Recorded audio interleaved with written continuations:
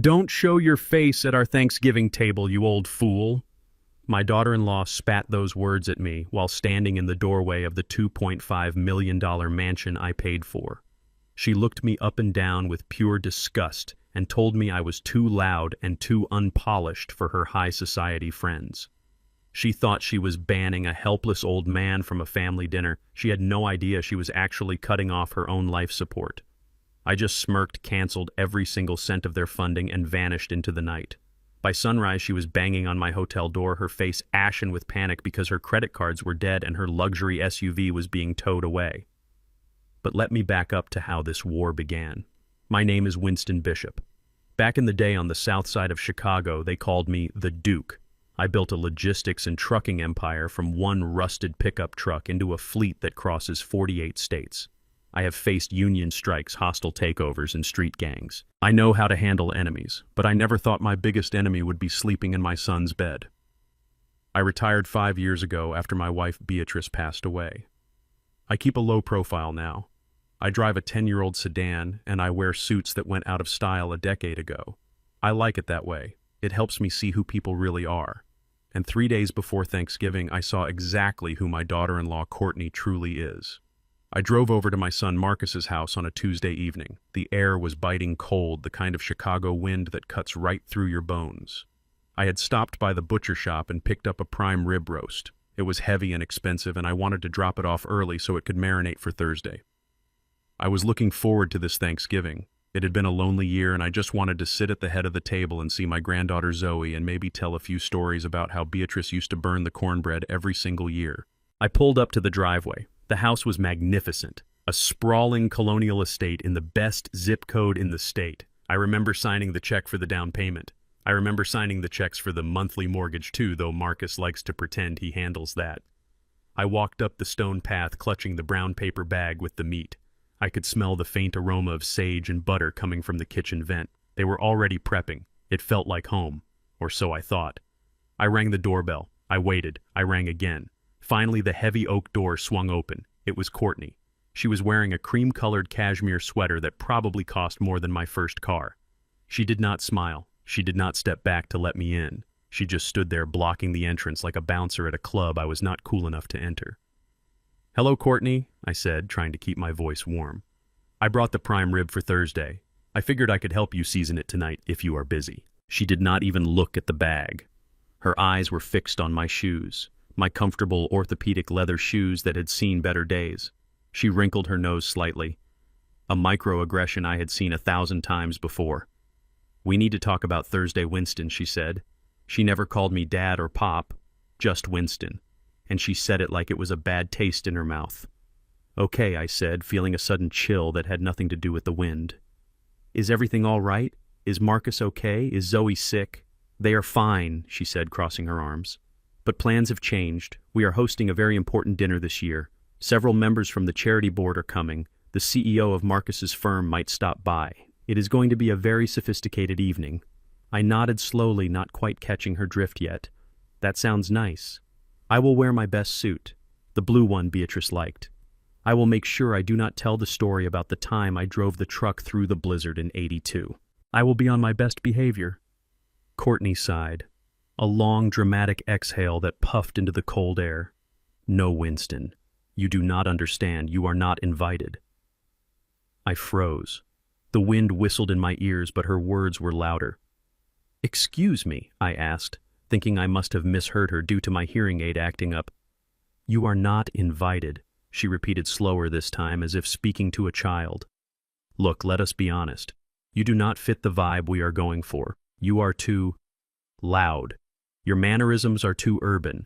You tell those long, rambling stories about the old neighborhood and working with your hands, and frankly, it is embarrassing. It makes Marcus look bad. We are trying to build a brand here. We are trying to elevate our status. Having you there sitting at the head of the table slurping soup and talking about trucking unions destroys the aesthetic." I stood there gripping the bag of meat until my knuckles turned white. I looked past her shoulder into the foyer. I could see the crystal chandelier I paid for. I could see the marble floors I paid for. I could see my son Marcus walking down the hallway. "Marcus," I called out. My voice was deep and steady, the voice I used to use to command a warehouse floor. "Marcus, come here." My son walked to the door. He looked tired. He was wearing a designer cardigan and holding a glass of wine. He saw me standing out in the cold, and he saw his wife blocking the door. He did not look surprised. He looked ashamed, but he did not move to open the door. "Did you hear what your wife just said?" I asked him. "She says I am banned from Thanksgiving. She says I am an embarrassment." Marcus looked at his shoes. He swirled the wine in his glass. He could not even look me in the eye. "Look, Dad," he mumbled. "Courtney has a point. This dinner is really important for my networking. These are high-class people. And you know how you get after a few drinks. You start talking politics or you start talking about how hard you worked back in the day. It makes people uncomfortable." "Uncomfortable," I repeated. "I worked 18-hour shifts hauling steel so you could go to private school and learn how to be comfortable. I built this entire life so you would never have to feel the cold wind I am feeling right now. And now I am too loud for your table." "It is just 1 year," Marcus said, shrugging. "Honestly, Dad, you do not even like the food we serve. We are having truffle risotto and duck. You like soul food. You like collard greens and ham hocks. You would hate it. You should just go to that diner you like, the one downtown. You will be happier there with your own kind of people." That was the dagger. Your own kind of people. Coming from my own son. A boy I raised to be proud of his heritage. A boy I raised to respect his elders. He was standing there in a house my sweat built, telling me to go eat at a diner because I was not refined enough for his charity board friends. I looked at Courtney. She was smirking. A small, victorious smile that said she had won.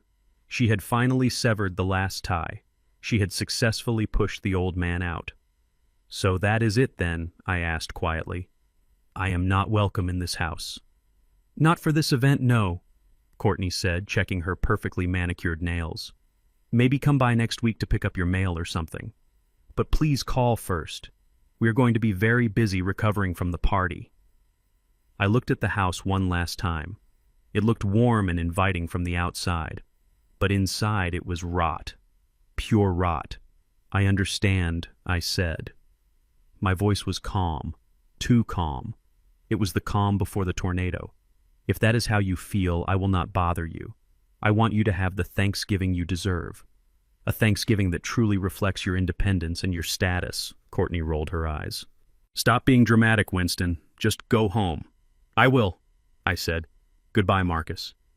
I turned around and walked back to my car. I did not look back. I threw the expensive prime rib into the trash can at the end of the driveway with a heavy thud. It felt symbolic.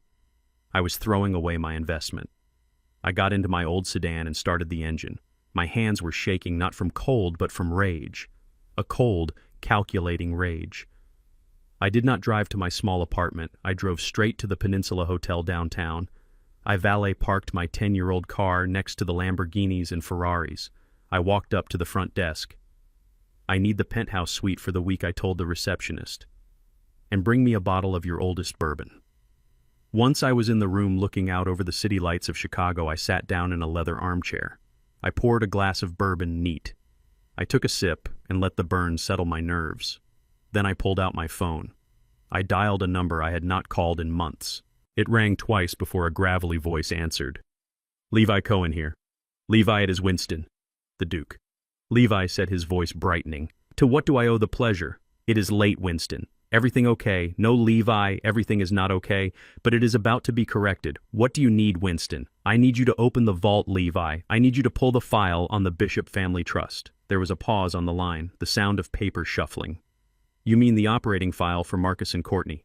The one that covers the mortgage, the cars, and the stipends? That is the one. What do you want to change, Winston? Do you want to reduce the monthly allowance?" "No," I said, taking another sip of bourbon. "I do not want to reduce it. I want to kill it." "Kill it?" Levi asked, his voice dropping a clear octave. "Winston, are you sure? That covers everything. The house note, the vehicle leases, the platinum credit cards, the utility bills. If we kill it, the automated system sends immediate stop payment notices to all vendors. It triggers the default clauses. I know exactly what it triggers, Levi. I wrote the clauses, remember. But Winston, it is 3 days before Thanksgiving. I know what day it is, Levi. They banned me from the table. They told me I was not good enough to eat the food I paid for. They told me to go eat with my own kind." There was a heavy silence on the line. "Levi and I have been friends for 40 years. He knows what I went through to build this fortune. He knows how much I loved Beatrice. He knows how much I spoiled Marcus trying to make up for the hard times. Say no more, Winston Levi said. His voice was hard now, professional. The Jauthuk Omega, the complete severance package. Execute it, I said. Right now, tonight. I want them to wake up to a new reality. Consider it done. I am logging into the mainframe now. I am revoking the Amex Black authorizations first. Then I am notifying the bank to freeze the mortgage auto-pay. Then I am sending the repo orders for the Range Rover and the Porsche to the recovery agency. They are company assets, after all. That is right, I said. They are company cars for company employees. And as of tonight, Marcus and Courtney are no longer employees of the Bishop Trust. Anything else, Winston? Yes. Draft the eviction notice. The clause regarding moral turpitude and disrespect to the grantor. They violated Section 4, Paragraph 2. The disrespect clause. Levi chuckled dryly. I never thought you would actually use that one. Neither did I, Levi. Neither did I. But life is full of surprises. I hung up the phone. I sat there in the dark watching the lights of the city. I thought about the first time I held Marcus in my arms. I thought about how Beatrice made me promise to take care of him. I wiped a single tear from my eye. I am taking care of him, Beatrice, I whispered to the empty room. I am teaching him the most important lesson a man can learn. You cannot bite the hand that feeds you and expect to keep eating.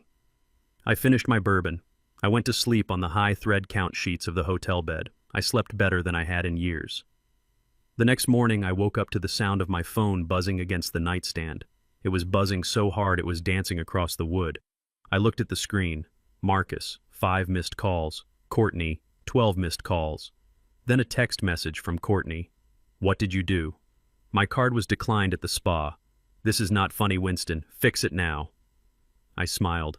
I put the phone on silent and ordered room service. Eggs Benedict and fresh coffee. I was just pouring my second cup when the hotel room phone rang. Mr. Bishop, the concierge, said, I apologize for the disturbance, but there is a woman down here in the lobby. She is quite agitated. She says she is your daughter-in-law. She is demanding to see you. She is screaming, sir. I took a bite of my eggs. They were delicious. Tell her I am in a meeting, I said calmly. Sir, she is threatening to run past security. She says her car is gone. She says it was stolen from her driveway this morning. Oh, it was not stolen, I said, dabbing my mouth with the linen napkin. It was repossessed. Tell security to hold her. I will come down when I am finished with my breakfast. I took my time. I dressed in my best suit, the blue one.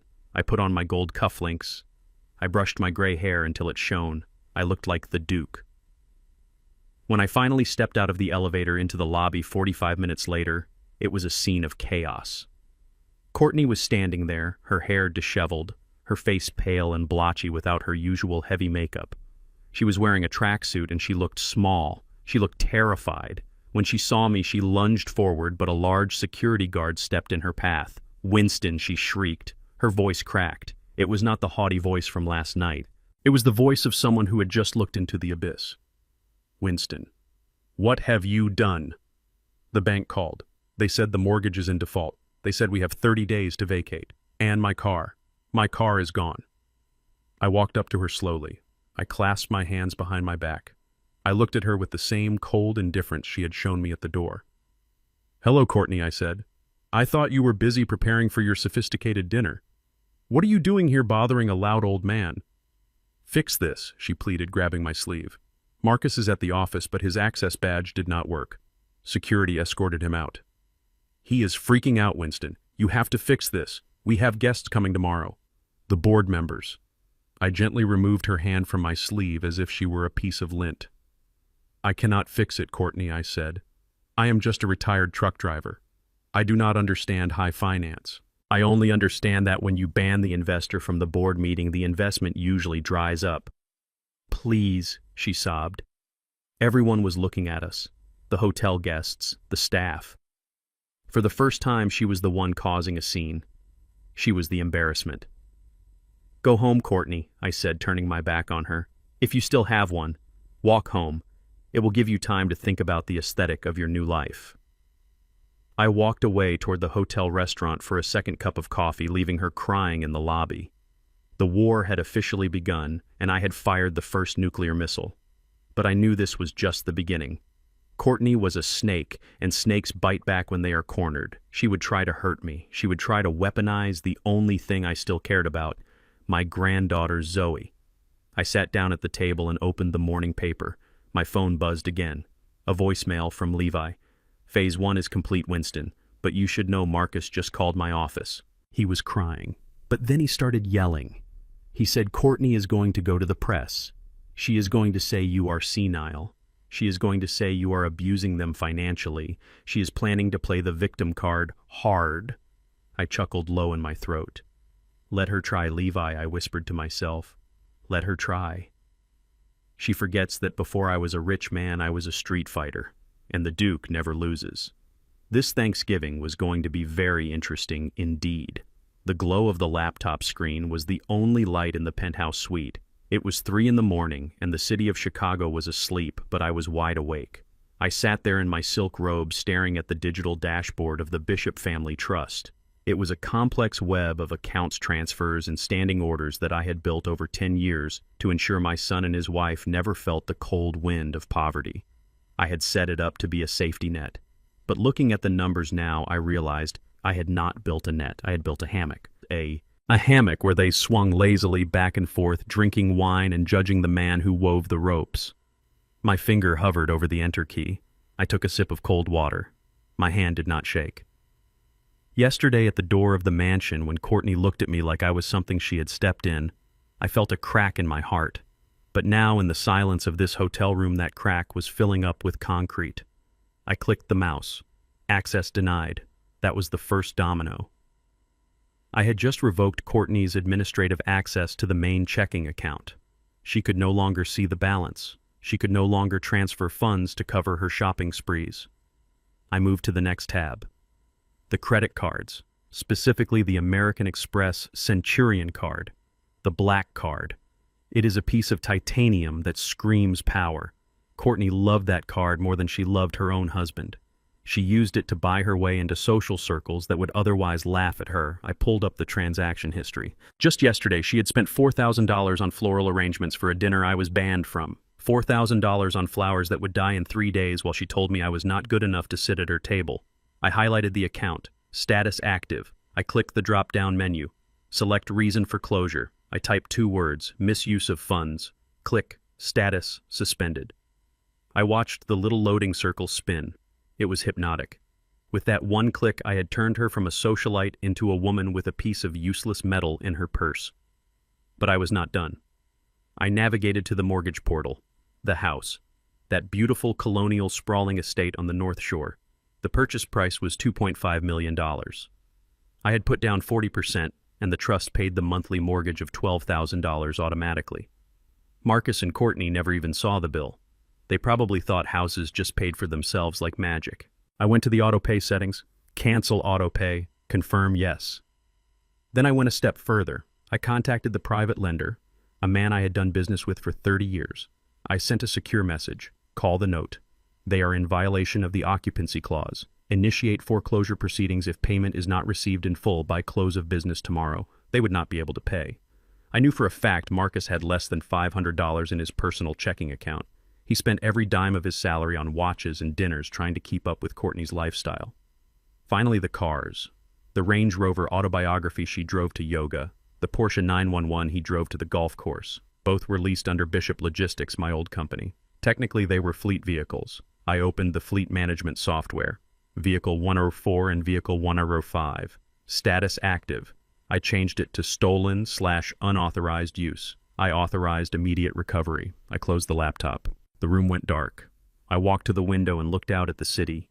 Somewhere out there in the suburbs, Courtney was sleeping peacefully in Egyptian cotton sheets, dreaming of her perfect Thanksgiving dinner. She had no idea that the roof over her head, the car in her driveway, and the card in her wallet were all smoke, and I had just turned on the fan. I went back to bed, but I did not sleep. I lay there waiting for the sun to rise, waiting for the fallout. Morning came with a gray sky. I ordered coffee and sat in the velvet armchair by the window, waiting. I did not have to wait long. At 10 a.m, Courtney was scheduled for a pre-holiday treatment at the Sanctuary, a spa that charged more for a facial than most people made in a week. I knew her schedule because I paid for the appointments. I could picture it clearly. She would be there with her friends. Let us call them Tiffany and Heather. Women who wore diamonds to the gym. Courtney would be holding court telling them about how she had to handle the difficult situation with her father-in-law. I wish I could have been a fly on the wall. But I got the next best thing. My phone buzzed. It was an alert from the credit card company. Transaction declined. The Sanctuary Spa. Amount $850. I smiled. 10 seconds later, another alert. Transaction declined. The Sanctuary Spa. Amount $850. She was trying again. She probably told the receptionist to wipe the chip. She probably laughed it off. Oh, these machines are so temperamental. 30 seconds later. Transaction declined. Now the panic would be setting in. The receptionist would be looking at her with that polite pity that rich people hate more than anything. Her friends would be exchanging glances. Is Courtney having money trouble? I thought she said they were wealthy. My phone rang. It was Marcus. I let it go to voicemail. It rang again. Marcus. Voicemail. Then a text came through from Marcus. Dad, Courtney is freaking out. She is at the spa and her card is not working. She says the bank froze it. Did you forget to transfer the money this month? Call me ASAP. Forget. He thought I forgot. He thought the man who managed logistics for 1,000 trucks across the continent forgot to pay a bill. I typed a reply, but I did not send it. Not yet. I wanted the pressure to build. While Courtney was arguing with the receptionist at the spa trying to find another card that worked, the tow trucks were rolling up to the mansion. I had timed it perfectly. The housekeeper would be there. She would see the large flatbed trucks backing into the driveway. She would see the men in coveralls hooking chains to the pristine white Range Rover. I received a photo from the tow truck driver, a guy named Sal, who used to work for me. It was a picture of the Range Rover lifted high in the air, tilted at a 45-degree angle like a dead beast. The caption read, "Package secured, boss." Picking up the Porsche next. I texted back. Good work, Sal. Drop them at the warehouse. Back at the spa. Courtney must have finally used a debit card from a secret account she thought I did not know about. Or maybe one of her friends took pity on her and paid the bill. That would have stung her pride more than the decline. She walked out of the spa, her skin glowing from the facial, but her eyes wild with panic. She reached into her purse for her keys. She pressed the unlock button on her key fob. Nothing happened. Because her car was currently suspended 5 feet in the air on the back of Sal's truck halfway down the highway. Wait. She had driven the Range Rover to the spa. I checked the GPS tracker. Sal had picked it up right from the spa parking lot. That was even better. I imagined her walking out to the parking spot, the empty space where her symbol of status used to be. She would spin around looking for it. She would think it was stolen. She would reach for her phone to call the police. But then she would see the sticker on the ground, the bright orange sticker the repo men leave behind. Contact Bishop Logistics for vehicle recovery. That is when she knew. It was not a glitch. It was not a mistake. It was a targeted strike. My phone started blowing up. Courtney calling. Marcus calling. Courtney calling again. I put the phone on Do Not Disturb. I finished my coffee. I put on my coat and decided to go for a walk along the lake. The cold air felt good. It felt clean. An hour later, I got a notification from my security system. The system installed at my old apartment, the small 2-bedroom flat in the gritty part of town that I kept as a decoy, the place I told them I lived, so they would think I was just getting by. Camera 01 motion detected, front door. I opened the app on my phone. The video feed showed a woman banging on the peeling green paint of the door. It was Courtney. She had taken a taxi to the hood. She looked out of place in her designer coat and spa-fresh face standing on a porch littered with old flyers. She pounded on the door with her fist. "Winston," she screamed. "I know you are in there. Open this door." She kicked the door. Her expensive boot left a scuff mark. "You cannot do this," she yelled. "You cannot just cut us off. We have a life. We have obligations." A neighbor passed by on the sidewalk, a young man in a hoodie. He looked at her like she was crazy. She flinched, pulling her coat tighter. She was terrified of the neighborhood where I grew up, the neighborhood that made me. She pulled out her phone and dialed my number again. On the screen, I watched her press the phone to her ear. I watched my own phone light up in my hand. I declined the call. On the video screen, she screamed in frustration and threw her phone into her purse. She leaned her forehead against the dirty door. "Please," she whispered, and the microphone picked it up. "Please, Winston, we are ruined." I watched her slide down the door until she was crouching on the dirty porch mat. The same woman who stood in the doorway of a mansion 24 hours ago barring my entry was now begging for entry into a shack. She realized then that the door was locked, and no one was coming to open it. She realized that the pipeline of cash, the golden umbilical cord she had been feeding on for 10 years, had been severed. She looked around the empty street. Her eyes were wide. She looked like a child who had lost her parents in a crowd. But she was not a child. She was a grown woman who had made a choice. She chose disrespect, and now she was collecting the dividend of that investment. I closed the app. I walked into a high-end steakhouse near the hotel. "Table for one," I told the host. "And bring me the wine list." I was going to have a very good lunch, but I knew this was far from over. Courtney was cornered, and a cornered animal does not just cry, it bites. She would go back to Marcus. She would spin a web of lies. She would try to turn my son against me completely. Let her try. I had one more card to play, a bill for $4.2 million, and it was due today. I sat in the velvet armchair of the hotel suite watching the steam rise from my cup of black coffee. My phone lay on the mahogany table, vibrating against the wood like an angry hornet. It was Marcus again. This was his 10th call in the last hour. I let it ring until it went to voicemail. I wanted to hear the tone of his voice. I wanted to hear if there was any remorse, any realization of the insult he had allowed his wife to throw at me. I pressed the speakerphone button to listen to the message. "Dad, pick up the phone." Marcus's voice filled the quiet room. It was not the voice of a son worried about his father. It was the voice of a spoiled child whose toy had stopped working. "Dad, seriously, what is going on? The bank is saying there is a hold on the accounts. Courtney is at the spa and her card got declined." "It is embarrassing, Dad. Did you forget to authorize the transfer this month? You know how the system gets glitches sometimes. Call the bank and fix it. Courtney is freaking out and I do not have time for this today. Call me back." Click.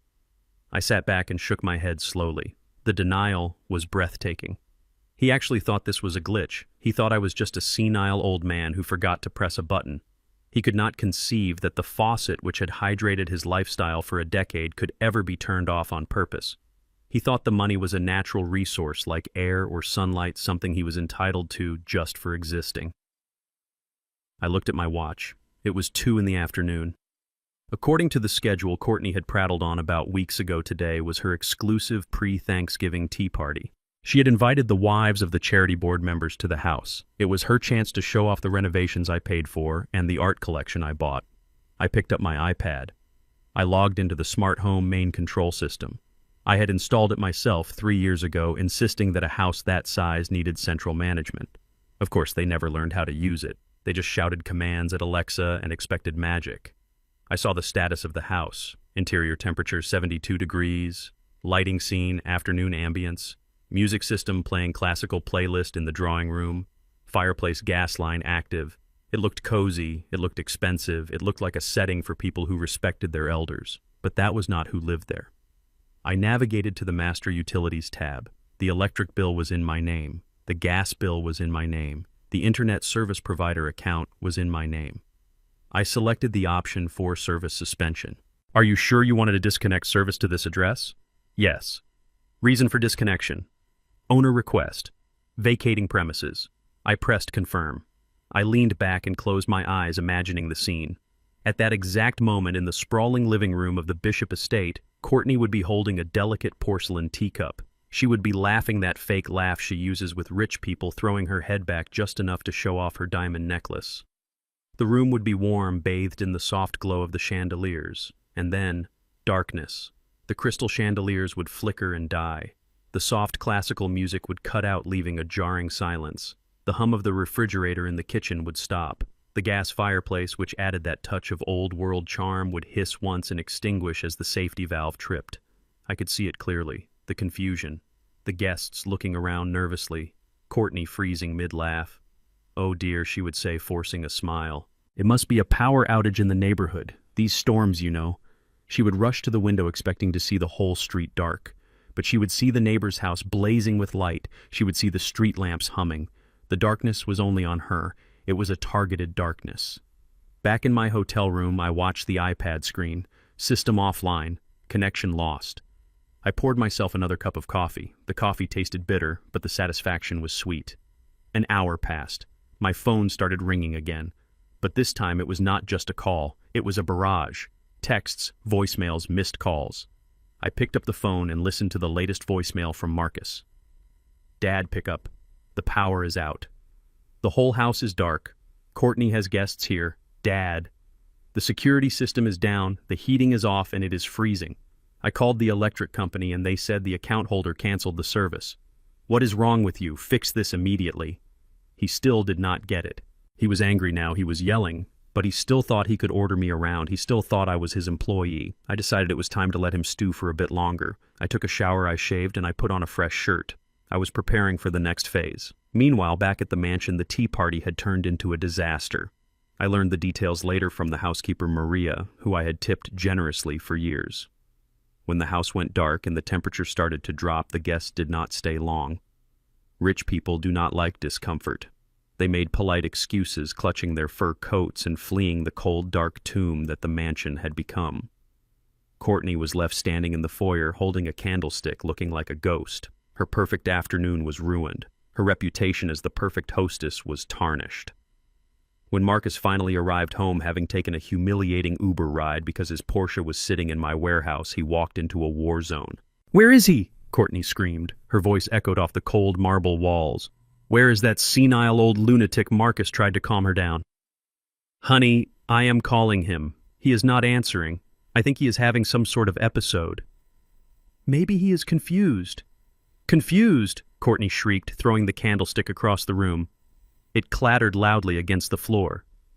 "He is not confused, Marcus. He canceled the power. He canceled the credit cards. He stole the cars. This is malicious. He is doing this on purpose." Marcus shook his head. "No, Court. You do not know him. He loves us. He dotes on us. He probably just pressed the wrong button on his computer. He is 70 years old. He probably forgot to pay the bill and is too embarrassed to answer the phone." "You are an idiot," Courtney spat. She walked up to him and poked him hard in the chest. "Your father is vindictive. He is punishing us because I told him the truth, because I told him he does not fit in." Marcus looked at her stunned. "You really think he would cut off our electricity because you uninvited him to dinner? That is insane." "It is not insane, it is spite," Courtney yelled. "And you are going to fix it. You are going to find him wherever he is hiding. You are going to drag him back here. You are going to make him turn the lights back on, and you are going to make him apologize to me on his knees. But I do not know where he is," Marcus stammered. "Find him," Courtney roared. "Go to his apartment. Go to that dump he lives in. Drag him out by his collar if you have to. I am not spending Thanksgiving in the dark. Marcus, fix this, or do not bother coming back." Marcus grabbed his coat. He was shivering partly from the cold and partly from fear. He had never seen Courtney like this. The mask of the sophisticated socialite had slipped, completely revealing the snarling face of entitlement underneath. He ran out of the house. He called an Uber again. He did not go to my apartment, though. He knew I would not be there if I was dodging calls. He went to the one place where he knew business was always conducted, the law offices of Cohen and Stein. Levi Cohen had been my attorney since before Marcus was born. Levi was the one who drafted the trust. Levi was the one who bailed Marcus out of trouble in college. Marcus looked at Levi as a benevolent uncle figure.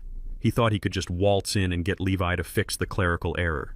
I was not at Levi's office, but I was on the speakerphone listening in silence. I heard the door to Levi's office burst open. Marcus did not even knock.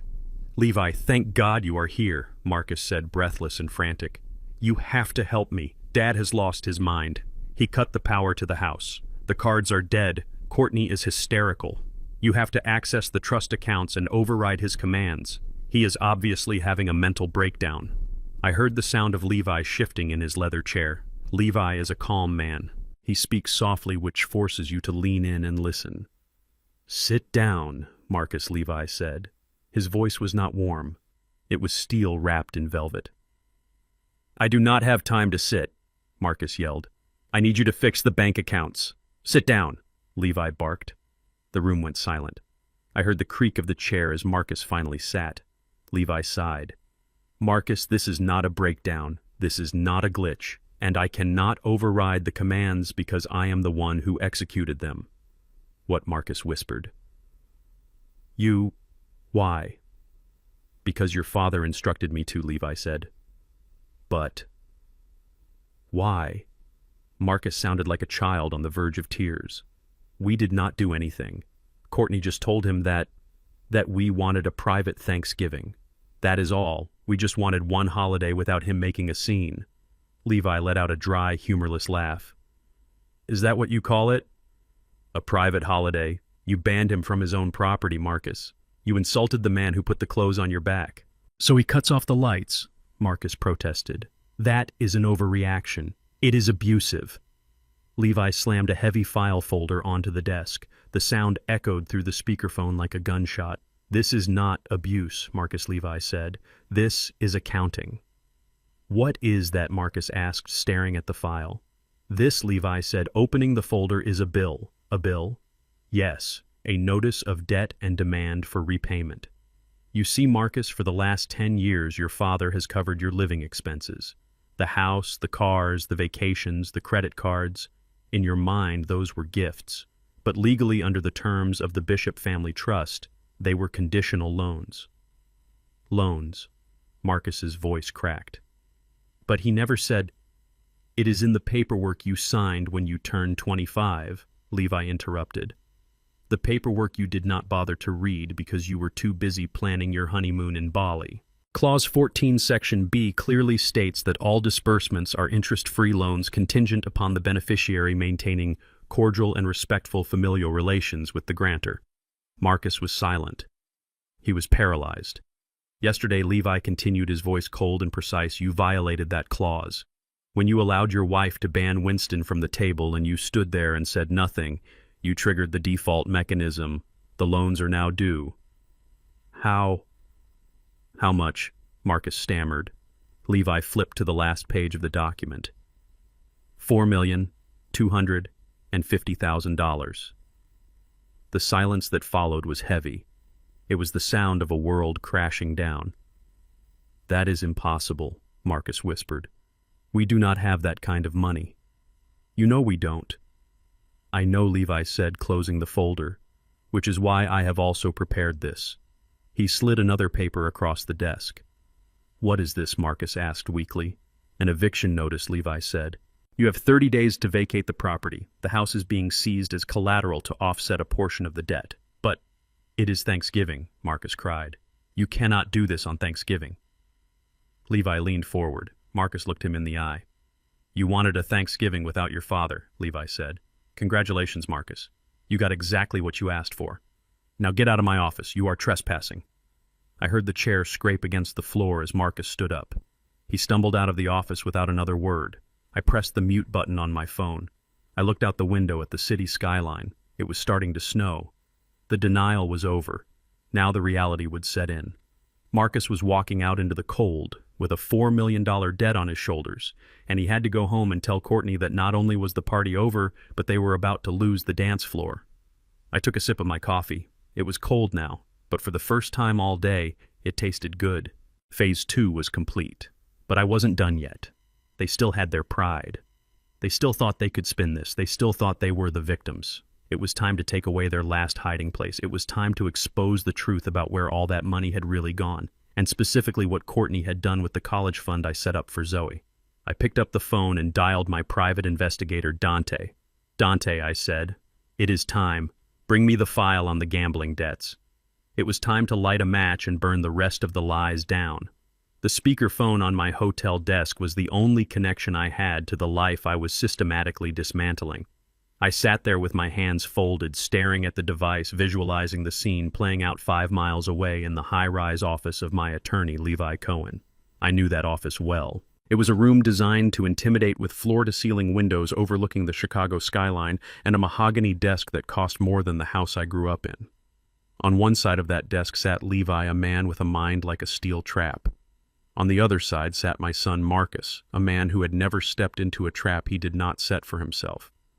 I heard the rustle of paper. It was a sound I knew well. It was the sound of accountability. Marcus was breathing hard. I could hear the shallow, rapid breaths of a man who was drowning on dry land. He had just been told that the bank accounts were frozen, the credit cards were dead, and the power to his mansion had been cut. He was expecting Levi to tell him it was a mistake. He was waiting for the magic wand to wave and make his comfortable reality return. But Levi did not have a magic wand. He had a ledger. I listened as Levi cleared his throat. It was a dry, dusty sound. Marcus Levi said, his voice devoid of any emotion. "We need to review the financial structure of your arrangement with the Bishop Family Trust." "Arrangement?" Marcus sputtered. "What arrangement? It is my trust fund, Levi. It is my money. Dad put it there for me." "That is a common misconception," Levi replied smoothly. I heard the slap of a heavy file folder hitting the desk. "The trust was established by Winston Bishop. Winston Bishop is the sole grantor. You and Courtney are beneficiaries. But being a beneficiary is a privilege, Marcus, not a right." "And privileges come with conditions." "Condition?" Marcus asked. His voice was trembling. "I never agreed to conditions." "You did," Levi said. 10 years ago. On your 28th birthday, you signed the master promissory note. Do you remember?" I closed my eyes and went back to that day. I remembered it clearly. Marcus had rushed into the office late for his own birthday lunch. He was talking about a trip to the Maldives. He signed the stack of papers I put in front of him without reading a single word. He just asked where to sign so he could get the keys to his new car. He signed away his freedom for a Porsche, and he did not even look at the fine print. "I do not remember any note," Marcus said. "I just signed some tax papers." "These were not tax papers," Levi corrected him. "This was a contract that stated every penny dispensed to you over the monthly base stipend was classified as a no-interest loan, a loan callable at any time at the discretion of the grantor." "A loan," Marcus whispered. The word hung in the air like toxic smoke. "Yes," Levi continued. "Let us review the balance, shall we?" I heard pages turning. Levi began to read, and as he read, I could picture the color draining from my son's face. Item 1. Down payment on the property at 400 Lakeshore Drive, $1.2 million. Item 2. Monthly mortgage payments for 120 months. $1.44 million. Item 3. Renovation of the master suite, requested by Courtney Bishop, including imported Italian marble and gold-plated fixtures. $350,000. Item 4.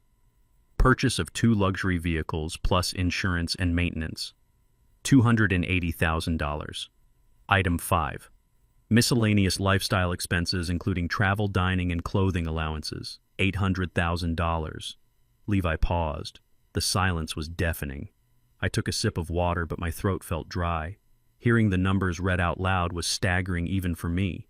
I had spent a fortune trying to buy my son's happiness, trying to buy his respect. And all I had bought was his contempt. Grand total, Levi announced, his voice dropping an octave. $4,270,000. I heard a sound like a chair scraping violently against the floor. Marcus must have jumped up. "That is insane," Marcus shouted. "You are saying I owe Dad $4 million. That is impossible. He gave that to us. Those were gifts. He never said I had to pay him back. He is my father, Levi. He is not a bank." "He is both," Levi said calmly. "And until yesterday he was content to let those loans sit on the books indefinitely. He was content to let the debt be forgiven upon his death. That was the plan, Marcus. It was all going to be yours free and clear. So what changed?" Marcus demanded. "Why is he doing this now?" Levi's voice turned icy. I leaned in closer to the speakerphone. This was the moment, the lesson. Paragraph 4, Section B. Levi said, reading from the document, "The moral clause." "I do not care about some stupid clause," Marcus yelled.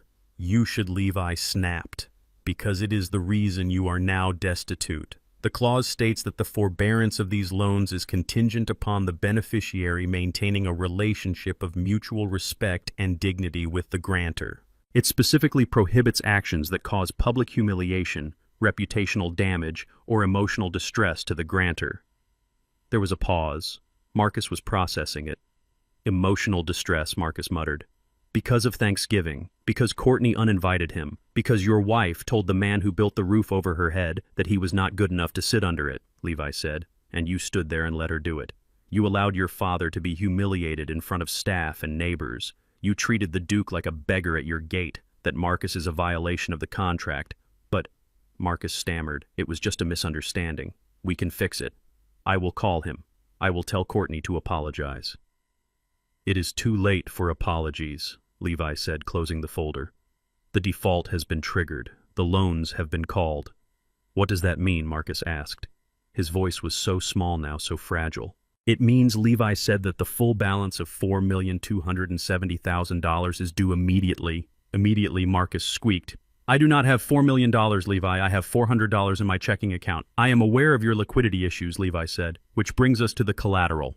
Collateral. The house, Marcus, the cars, the art on the walls. It is all collateral for the loan. Since you cannot pay cash, we are exercising our right to seize the assets. Seize the house. Marcus gasped. You cannot be serious. It is Thanksgiving in 2 days. We have people coming. We have a life there. You have 30 days to vacate, Levi said, ignoring the plea. But given the severity of the breach and the fact that you have already proven to be hostile tenants, we are moving for an expedited timeline. However, your father is a generous man.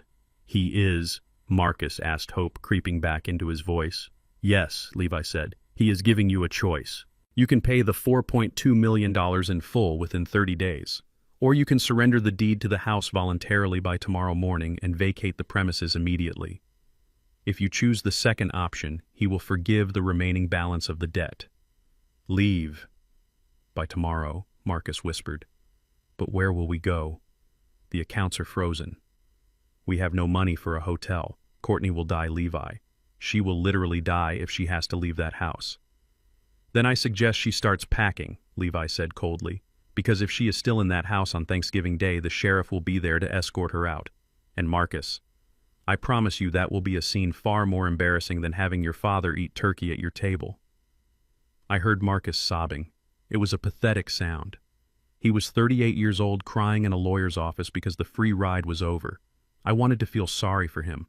I wanted to pick up the phone and tell Levi to stop, to tell him it was enough. But then I remembered Courtney's face. I remembered the way she looked at my shoes. I remembered Marcus looking at the floor, ashamed of me. I stayed silent. Levi let him cry for a moment. Then he spoke again.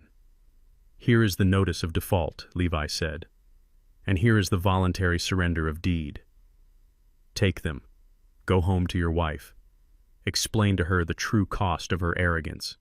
I heard the crinkle of paper being shoved into a hand. I heard footsteps dragging toward the door. One more thing, Marcus, Levi called out. What? Marcus choked out. The Porsche, Levi said. The one in the warehouse. Your father says you can come pick up your personal items from the trunk, but bring a box. You are not driving it home. The door closed. The line went silent for a second before Levi's voice came through, clear and professional. It is done, Winston. He is on his way home. How did he look? I asked, my voice rough. Like a man who just found out the earth is not solid, Levi said. He is broken, Winston. Are you sure about this? The foreclosure notice? That is the nuclear option. I am sure, Levi, I said. They wanted to live independently. They wanted to be high society.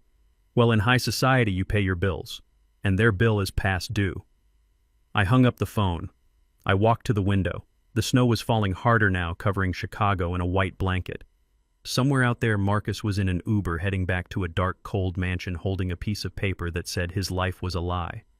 I felt a heaviness in my chest. No father wants to destroy his son, but sometimes you have to burn the field to save the soil. Marcus had been poisoned by Courtney's greed and my own enabling. This was the antidote, and the antidote always tastes bitter. I checked the time. It was late afternoon. Courtney would be waiting for him. She would be waiting for him to come back with the power turned on and the credit cards reactivated. Instead, he was bringing her a $4 million invoice and an eviction notice. I almost felt sorry for him. He was about to walk into a hurricane. But then I poured myself another bourbon. I remembered the prime rib in the trash can. Let it burn, I whispered to the glass. Let it all burn. The real show was just beginning. Tomorrow was Thanksgiving Eve. And while they were packing boxes by candlelight, I had one more surprise for them. I was not just taking the house. I was taking the one thing Courtney used to hide her shame. I picked up my phone and opened the gallery. I looked at the picture of the pearl necklace my wife Beatrice used to wear. The one Courtney swore she lost. The one I found listed on an auction site under a pseudonym. Tomorrow I would reclaim that too. The bill had been presented. Now it was time for collection. I poured myself another glass of amber liquid and watched the ice cube dissolve. It was the only thing moving in the silent hotel suite. I thought I had bought myself a moment of peace. I thought sending Marcus home with a foreclosure notice would force them into a quiet, frantic packing session. I underestimated the desperation of a narcissist who feels her stage lights dimming. My iPad lit up. Then it pinged. Then it started vibrating across the glass table like it was having a seizure. Notification. Facebook Live. Courtney Vance Bishop is live. Notification. TikTok. Courtney's truth is live. Notification. Twitter. Trending topic. Save Courtney. I picked up the tablet. My hand was steady, but my jaw was tight. I tapped the screen. There she was. My daughter-in-law. She had set the stage perfectly. She was sitting on the floor of the living room wrapped in a thick wool blanket. The room behind her was pitch black because I had cut the power. The only light came from a battery-powered ring light that cast a halo in her tear-filled eyes. She looked small. She looked fragile. She looked nothing like the woman who had sneered at my shoes yesterday. I turned up the volume. Her voice was a raspy whisper. "Hi, guys. I know I look terrible. I have not slept. I am freezing. I do not know where else to turn." She wiped a tear, a single perfect tear that rolled down her cheek. It was a performance worthy of Broadway. I checked the viewer count. 15,000 people were watching.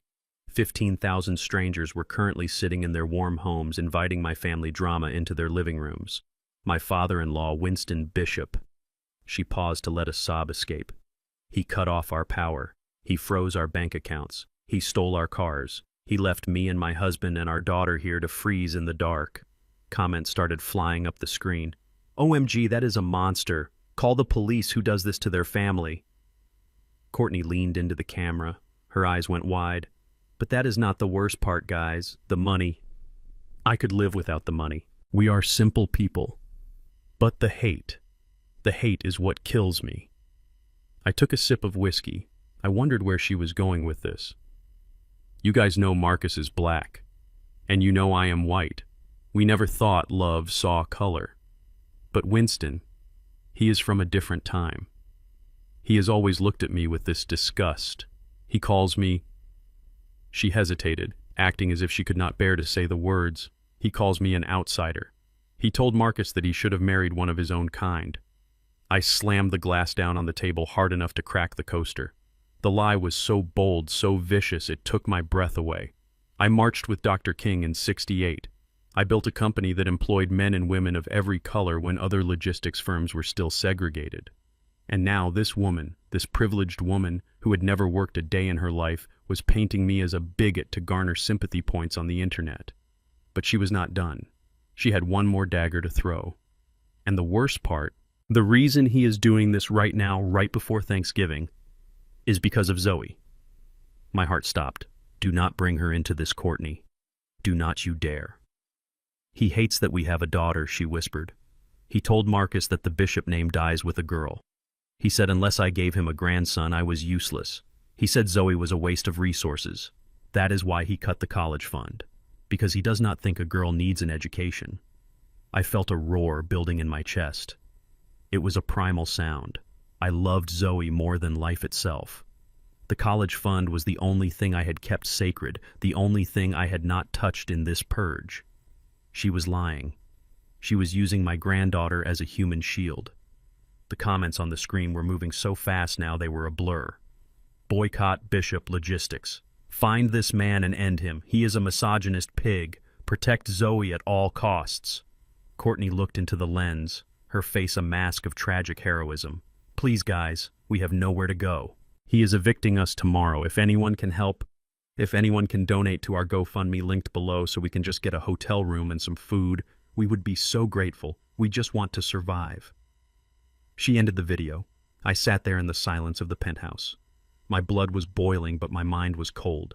She had just declared total war. She had weaponized the one thing I could not control, the mob. 10 minutes later, my phone rang. It was the security guard at my old office, the decoy office in the industrial district where I kept a small desk just to maintain appearances.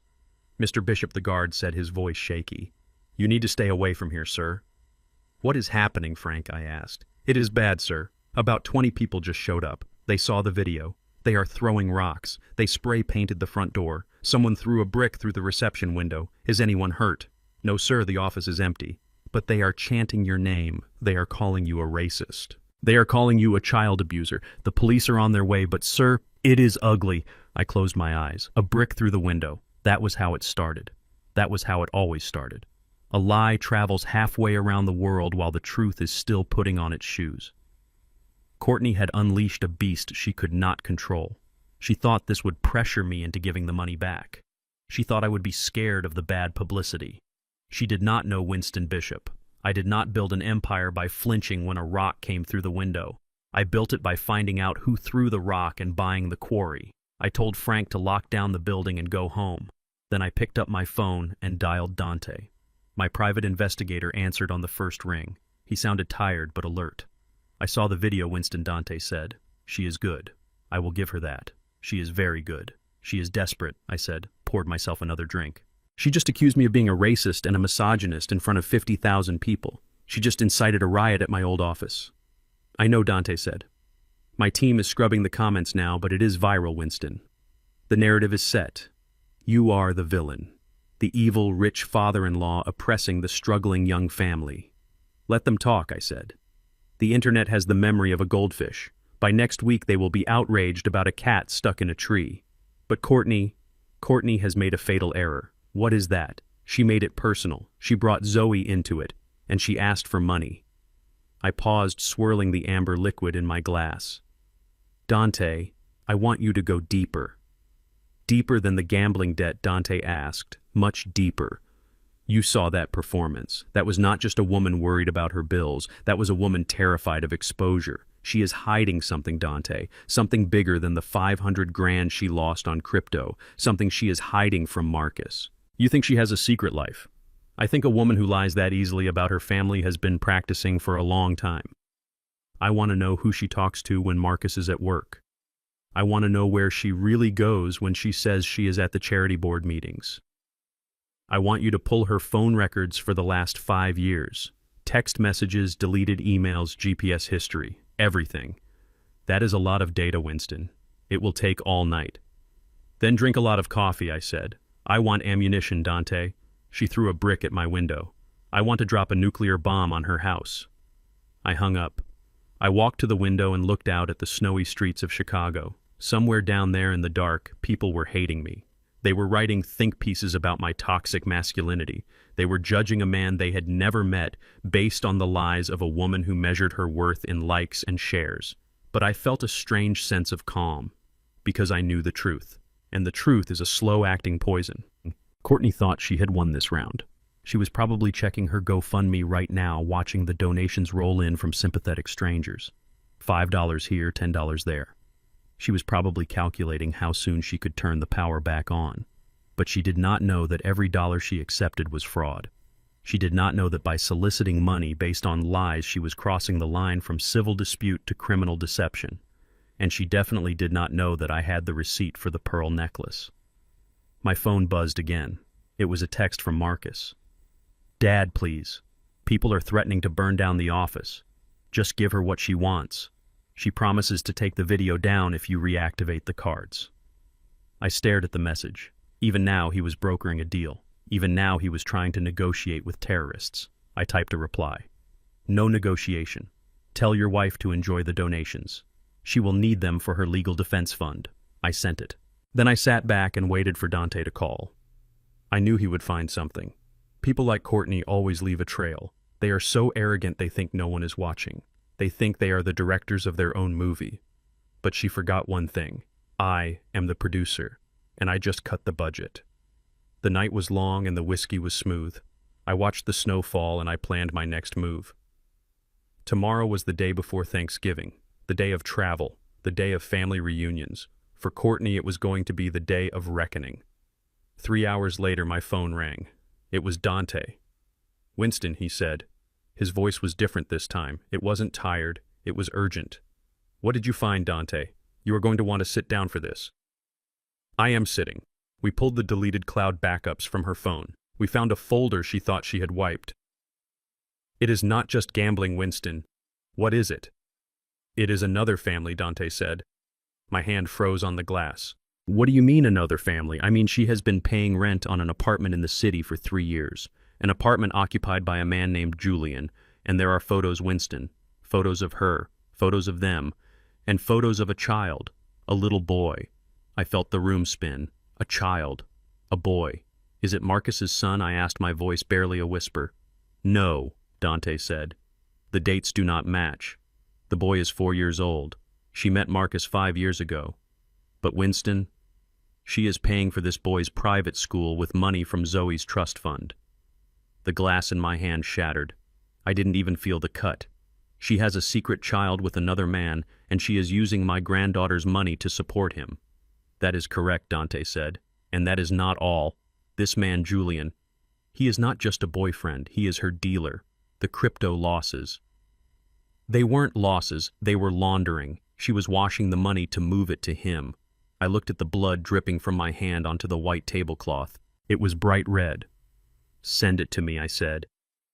Send me everything. I am sending the file now. What are you going to do, Winston? I am going to buy a debt, I said. And then I am going to introduce Marcus to his wife's other family. I hung up. I wrapped a napkin around my hand. The pain was sharp, but it focused me. Courtney wanted to play the victim. She wanted to tell the world I hated her because she did not give me a grandson. Well, she did have a son, just not with my son. The game had just changed. It was no longer about money. It was about betrayal. Deep, unforgivable betrayal. I looked at the tablet where her video was still looping. Her fake tears. Her plea for help. Cry harder, Courtney, I whispered. You are going to need the practice. The file Dante placed on the glass coffee table was thick. It made a heavy thud that sounded like a coffin lid closing. Outside, the snow was still falling over Chicago, blanketing the city in a deceptive peace. Inside the penthouse suite, the air was thick with the smell of stale coffee and impending doom. Dante looked tired. He had been up all night digging through digital trash cans to find the rot at the center of my family. Drink, I asked him, gesturing to the bottle of bourbon. Double, Dante said, dropping onto the sofa. You're going to need one too, Winston. Maybe 3. I poured the drinks. My hand was steady, but my gut was churning. I had expected affairs. I had expected secret credit cards. I had even expected drugs. But what was in that file was worse because it was so incredibly stupid. I opened the folder. The first page was a summary of trading activity on a cryptocurrency exchange that I had never heard of. The account name was generic. Blue Sky Holdings, LLC. But the funding source was undeniably Courtney. She thinks she is a day trader, Dante said, taking a long pull of his drink. She started 2 years ago, small amounts at first. 5 grand here, 10 grand there. She got lucky early on, made about 50,000 in a month. Beginner's luck, I muttered, turning the page. The worst thing that can happen to a gambler. Exactly. She got hooked. She started believing she was a financial genius. She started telling her friends she was managing a private hedge fund. But then the market turned. I looked at the columns of red ink. It was a bloodbath. Minus 20,000, minus 40,000, minus 100,000. She kept doubling down. Dante explained. She was chasing the loss. She bought into every scam coin and pump and dump scheme on the internet. She lost the down payment for the vacation house. She lost the money for the club membership. And when her personal accounts ran dry, she started looking for other sources. I flipped to the next section. Transfer records. My eyes narrowed. Source: Z Bishop Educational Trust. Amount: $50,000. Date: June 12th. Source: Z Bishop Educational Trust. Amount: $75,000. Date: July 4th. I felt a cold sweat break out on my forehead. The Z Bishop Trust. That was Zoe's money. That was the fund I had set up the day my granddaughter was born. It was locked. It was supposed to be untouchable until she turned 18. How did she get into this? I asked, my voice low and dangerous. I am the trustee. She has no access. She forged your signature, Winston. Dante pulled out a copy of a withdrawal authorization. There it was. My name scrawled at the bottom. It was a good forgery. Not perfect, but good enough for a bank manager who probably just wanted to keep a VIP client happy. I flipped through the pages. The total was at the bottom. $512,000. $500,000. Gone. Vaporized into the digital ether. She had stolen her own daughter's future to pay for her gambling addiction.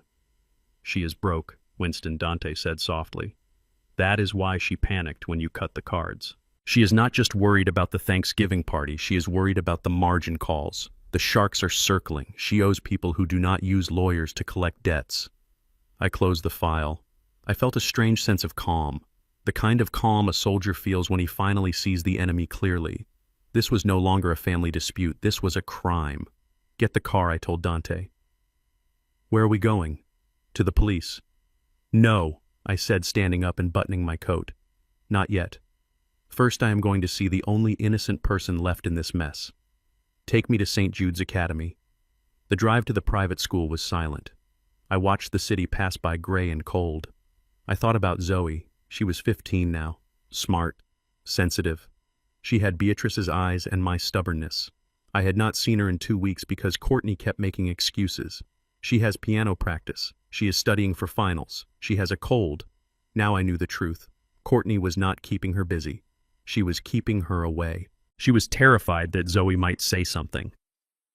We pulled up to the wrought iron gates of the academy. It was lunchtime. I knew Zoe usually sat on the stone bench near the library reading. She was a loner like me. I walked onto the campus. The security guard knew me. He nodded respectfully. Mr. Bishop, here to see Zoe. Just a quick visit, I said. Don't announce me.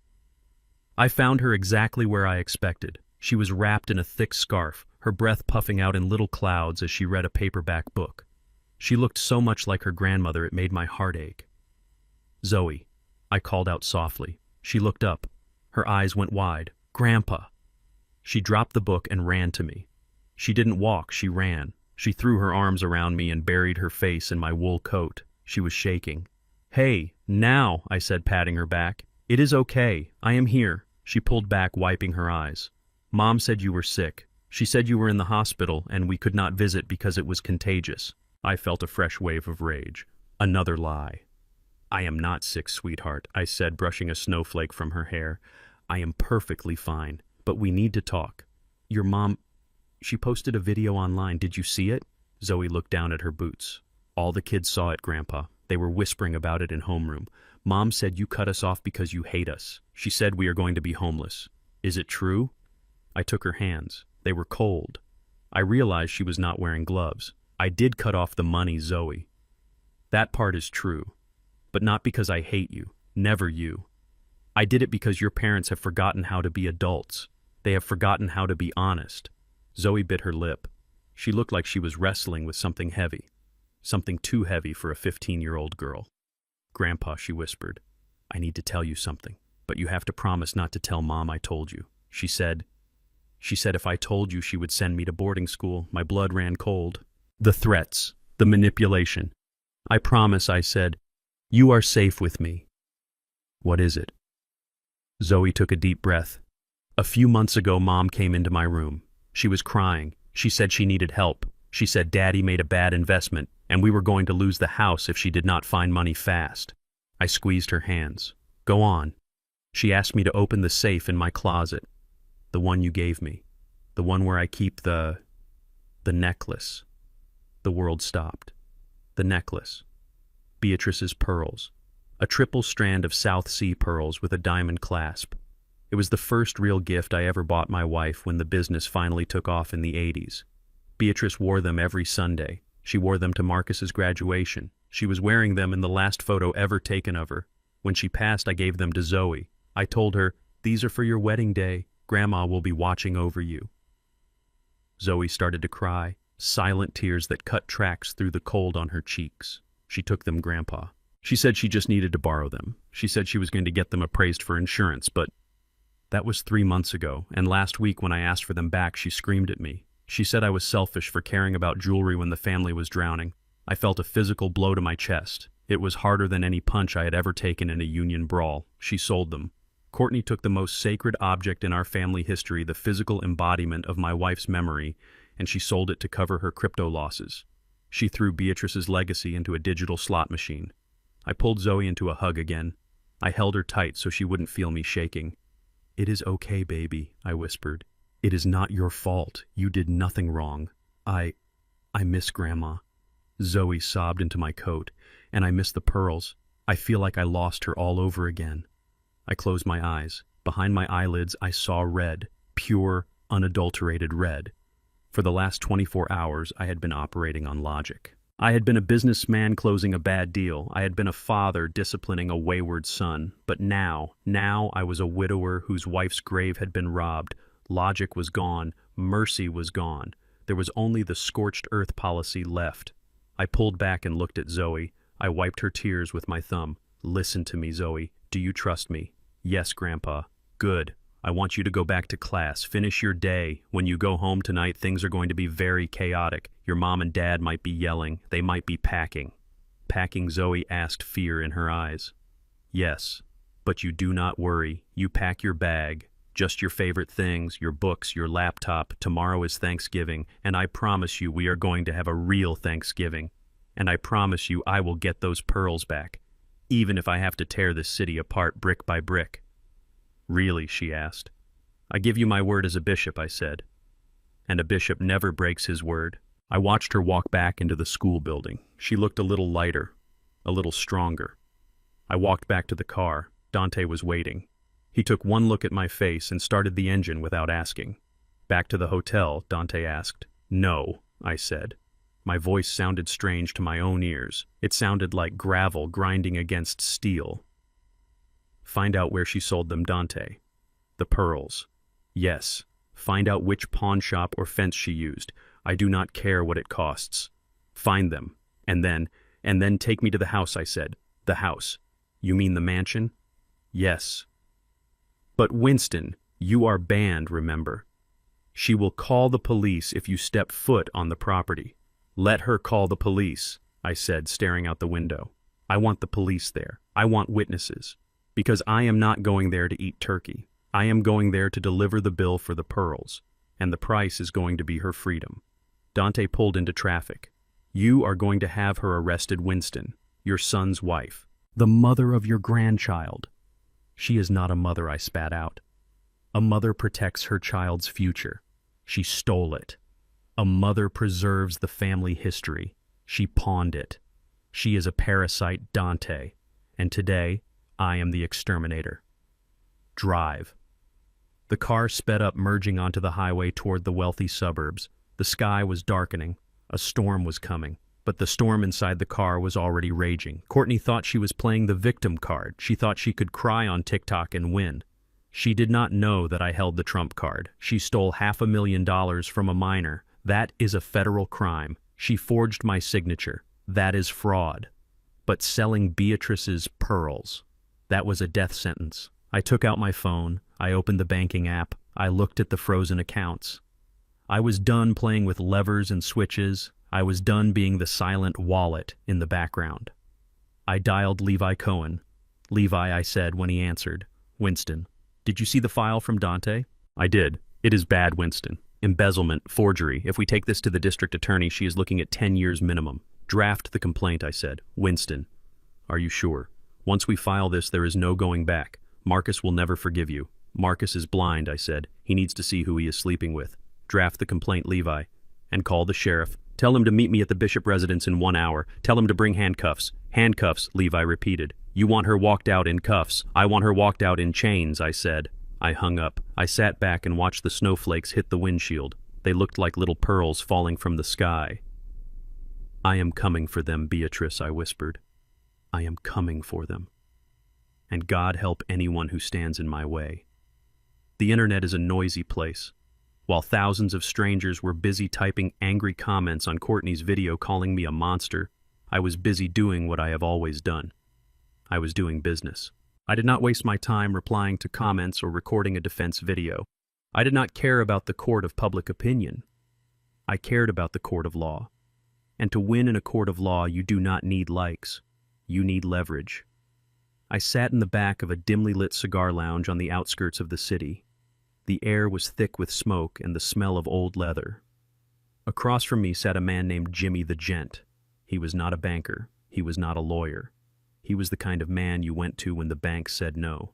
He was the man Courtney had turned to when her crypto schemes fell apart and she needed cash fast to keep up appearances. Jimmy looked nervous. He knew who I was. Everyone in Chicago who moved money or freight knew the Duke. Mr. Bishop, Jimmy said, smoothing his tie. I did not know she was your daughter-in-law. If I had known, I never would have extended the credit. It does not matter, Jimmy, I said, placing a check on the table. The check was for $55,000. The principal plus the vigorous interest she owed. I want to buy the paper, Jimmy. I want the promissory note. I want the lien. I want every text message and threatening voicemail you sent her. Jimmy looked at the check. He looked at me. He slid the folder across the table. She is all yours, Mr. Bishop. She is bad news. She missed 3 payments. I was about to send the boys round to repossess her jewelry. You do not need to send the boys, I said, pocketing the folder. I will handle the collection personally. I walked out of that bar with a spring in my step. I now owned Courtney's debt. In the eyes of the law, I was now her creditor. And because she had secured this illegal loan using fraudulent collateral, she was not just in debt, she was in a trap. I got back into the car. Dante was waiting. We got it, I asked. We got it, I said, tapping my breast pocket.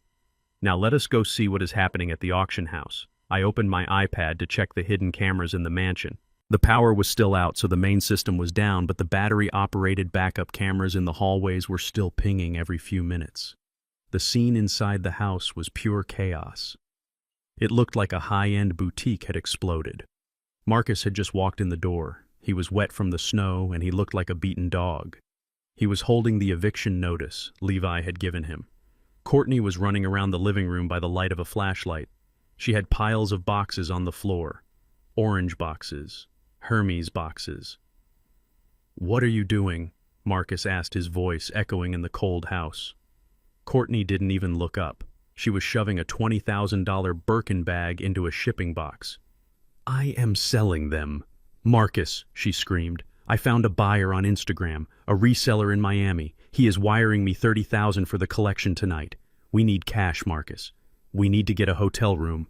Your father is insane. Marcus dropped his briefcase. He looked at the pile of bags. He looked at his wife. Courtney, he said. Levi told me everything. Courtney froze. She stood up slowly, clutching the leather bag to her chest like a shield. What did he tell you? She hissed. That he is helping your father ruin us. He told me about the debt, Marcus said. He told me about the contract. But Courtney, I need to ask you something, and I need you to tell me the truth for once. The truth? Courtney laughed, a manic, high-pitched sound. You want the truth. The truth is, your father is a bitter old man who is jealous of our happiness. Stop it, Marcus yelled. He had never yelled at her before. It shocked them both into silence. Marcus took a step closer. I asked Levi if we could use Zoe's trust fund to pay off the house, just temporarily, just until I get my bonus. I watched on the screen as Courtney's face went pale. Even in the dim flashlight beam, I could see the blood drain from her skin. And Levi said something strange. Marcus continued. He said the fund was flagged for irregular activity. He said there were withdrawals. Courtney took a step back. That is a mistake, she said quickly. A bank error. You know how old Levi is. He probably misread the statement. Marcus shook his head. No, Courtney. Levi does not make mistakes. He said $500,000 is gone. He stared at her. The silence stretched out between them. Did you take it? Marcus whispered. Courtney threw the Birkin bag onto the floor. So what if I did? She screamed. I did it for us. I was investing it. I was trying to build a future for us so we did not have to beg your father for scraps. I was going to put it back. Marcus, I just had a run of bad luck. You stole from our daughter, Marcus said. His voice broke. You stole from Zoe. I borrowed it, Courtney yelled. There is a difference. And how dare you judge me? You are the one who cannot support his family. You are the one who lets his father control our lives. If you were a real man, I would not have to gamble on crypto to buy groceries. Marcus looked like he had been slapped. He slumped against the wall, sliding down until he was sitting on the cold floor. He put his head in his hands. We are finished, he whispered. We are going to jail. No, we are not, Courtney said, kneeling beside him. Her voice changed instantly. It went from screaming to soothing. She was the manipulator again. Listen to me, baby. We are not going to jail. Your father, he will not press charges. He loves Zoe too much. He won't send her mother to prison. He is just trying to scare us. We just need to leave. We take the money from the bags, we go to my sister's in Florida, and we start over. We just need to get through tonight. Marcus looked up at her. He wanted to believe her. I could see it in his eyes. He was weak. He loved her, and she knew exactly how to play him. But I was done letting her play him. I sat in the car outside the hotel. I picked up my phone. I had one more bullet in the chamber. The bullet Dante had found earlier that day. I opened my email app. I composed a new message to Marcus. Subject: your wife or your mother. I attached 2 files. The first was the receipt from the pawn shop on State Street. The second was a high-resolution photo Dante had taken through the glass case of the shop. It showed a triple strand of South Sea pearls with a vintage diamond clasp. The tag read Vintage Estate Piece. $12,000. I typed a short message. Marcus. She lied about the crypto. She lied about the loan sharks. But this is the lie you cannot forgive. She didn't lose your mother's pearls. She sold them. 3 months ago. She sold Beatrice's memory for a poker chip. Look at the date on the receipt. It was the day of your anniversary. While you were taking her to dinner, she was selling your mother's legacy. You have a choice to make tonight, son. You can stand by the woman who robbed your daughter and desecrated your mother's grave. Or you can stand up and be a bishop. If you leave with her, you are an accomplice. If you stay, you are my son. Choose. I pressed send. I watched the screen. Marcus's phone buzzed in his pocket. He ignored it. Courtney was hugging him, stroking his hair, whispering poison into his ear. We will be fine, baby. We just need to sell the car. We will get away from him. His phone buzzed again. And again. I had set it to send priority alerts. Marcus pulled the phone out. Courtney tried to grab it. Don't look at it, baby. It is just him trying to manipulate you. Marcus pulled away. He looked at the screen. I saw the blue light reflect in his eyes. I saw him open the email. I saw him zoom in on the photo. He stopped breathing. The room was silent except for the wind howling outside. He stood up. He pushed Courtney away. It wasn't a gentle push. It was a shove. Courtney fell back onto the pile of Hermes boxes. What is it? She asked, scared now. Marcus turned the phone around and shoved it in her face. Tell me this is a fake, he roared. His voice shook the walls. Tell me you did not sell my mother's pearls. Courtney looked at the photo. Her eyes darted around the room, looking for an exit, looking for a lie. Marcus, listen. They were just sitting in a box. You never look at them. I needed the money to pay off the credit card so you wouldn't find out I was going to buy them back. You sold my mother, Marcus screamed. Tears were streaming down his face now. You sold the only thing I had left of her. He walked over to the table and swept a vase onto the floor. It shattered into 1,000 pieces. Get out, he said. What? Courtney whispered. Get out, Marcus screamed. Get out of this house. Get out of my life. But Marcus, we have nowhere to go. It is snowing. I do not care, Marcus yelled. Go to your dealer. Go to your boyfriend. Go to hell. Just get out before I kill you. Courtney scrambled backward. She grabbed her purse. She grabbed 2 of the Hermes bags. She ran for the door. She did not look back. She ran out into the snow, into the dark night. Marcus stood there in the middle of the ruin of his life. He looked at the door. Then he looked at the phone in his hand. He sank to his knees. He curled into a ball and wept. He wept for his mother. He wept for his wasted years. He wept for the man he used to be. I watched him from the screen. My own eyes were wet. It was the hardest thing I had ever had to do, breaking my own son's heart to save his soul. I picked up my phone and dialed the sheriff. It is time, I said. She is on the move. She is in a black taxi heading south. Pick her up. What are the charges, Mr. Bishop? The sheriff asked. Grand larceny, I said. Fraud and elder abuse. But sheriff, make sure you tell her who signed the warrant. I want her to know it wasn't the bank. And it wasn't the government, it was the Duke. I closed the laptop. The counterstrike was complete. The enemy was routed. But the war wasn't over. Now I had to rebuild the ruins. I had to go get my son. And I had to bring him home. Not to the mansion, but to the only place that ever really mattered. The truth. I watched the screen of my laptop, and for the first time in my life I wanted to look away. I have seen men broken in business deals. I have seen tough union workers cry when the plant closed down, but I had never seen a man decompose in real time until I watched my son Marcus read that email. The silence in the mansion was heavier than the snow falling outside. Marcus held the phone with a trembling hand. The blue light from the screen illuminated tears that were sliding down his face. He looked at the photo of the pearls. Then he looked at his wife. Courtney was standing by the pile of orange Hermes boxes she had been frantically packing. She knew.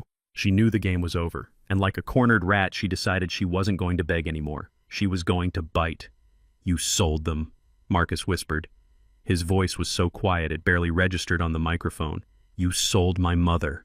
Courtney didn't apologize. She didn't drop to her knees. She dropped the act. Her face changed. The soft features of the victimized daughter-in-law hardened into something sharp and ugly. She let out a laugh that sounded like glass breaking. "Oh, grow up, Marcus," she spat. "They are just beads. They are old, calcified beads from a dead woman. We needed the money. I needed the money." "You stole from our daughter," Marcus said, his voice rising. "You stole from me, and you lied. You looked me in the eye, and you lied." Courtney threw her hands up. "I had to lie," she screamed, "because you are too weak to handle the truth. Look at you, Marcus. Look at you crying over jewelry while I am trying to save our lives. I am the only one in this marriage who has any ambition. I am the only one trying to maintain our status while your father tries to drag us back into the gutter." "Our status," Marcus yelled. "What status, Courtney? We are broke. We are frauds. We are living in a house we do not own, spending money we do not have. And whose fault is that?" Courtney stepped closer to him. She poked a manicured finger into his chest. "It is your fault. Because you are useless, Marcus. You are a weak, spineless little boy who never grew up." Marcus looked like he had been slapped. "I gave you everything," he stammered. "I gave you the lifestyle you wanted. You gave me nothing," she hissed. "Your father gave it to us. You are just the delivery boy, Marcus. You are the middleman. Do you really think I married you for your personality? Do you think I married you because you are so smart or so funny?" She leaned in close, her face inches from his. "I married the name Bishop. I married the logistics empire. I married the credit card limit. Without your father's money, you are nothing. You are a zero. You are a middle-aged man with no talent, no drive, and no spine." Marcus stumbled back. He hit the wall. He looked like he couldn't breathe. "I loved you," he whispered. Courtney laughed again. "That is your problem," she said, turning back to her boxes. "You love me. I love the life you promised me. And now that you cannot deliver that life, you are useless to me. So either help me pack these bags and drive me to Florida or get out of my way." Marcus stood there for a long moment. His world had not just cracked, it had shattered. The woman he worshipped had just told him he was nothing more than a wallet, and an empty wallet at that. He didn't scream. He didn't fight back. He just turned around and walked out the door. He didn't take a coat. He didn't take his phone. He walked out into the freezing night, leaving the door wide open, letting the snow blow into the marble foyer. I watched him go on the camera. "Dante," I said to the man beside me, "follow him. Do not let him do anything stupid." Dante started the car. Marcus walked down the long driveway. He was shivering violently, but he didn't seem to notice. He walked past the spot where his Porsche used to be. He walked out the iron gates. He walked 2 miles in the snow to a dive bar on the edge of town. It was the kind of place where nobody asked your name and nobody cared about your credit score. Dante sat in the car outside giving me updates. He is drinking whiskey Winston. A lot of it. He is talking to himself. "Let him drink," I said. "Sometimes you have to burn the infection out." But Marcus wasn't just drinking. He was trying to erase the last 10 years of his life. He was trying to drown the voice of his wife telling him he was a zero. 2 hours later, Dante called me. "We have a problem, Winston." He left the bar. He found a bicycle. "A bicycle?" I asked. "Yeah, some kid left a bike unlocked outside. Marcus took it. He is trying to ride it down the main road. He is swerving all over the place." "Stop him," I said. "I can't," Dante said. "He is going onto the highway." Oh no. I heard the screech of tires through the phone. I heard the crunch of metal. "Marcus," I shouted. "He is alive," Dante said, his voice calm but urgent. He swerved into a parked patrol car. He hit the bumper. He went over the handlebars. "Is he moving?" Yeah, he is trying to fight the airbag of the police car. The officer is getting out. Winston, he is being arrested. DUI on a bicycle and destruction of police property.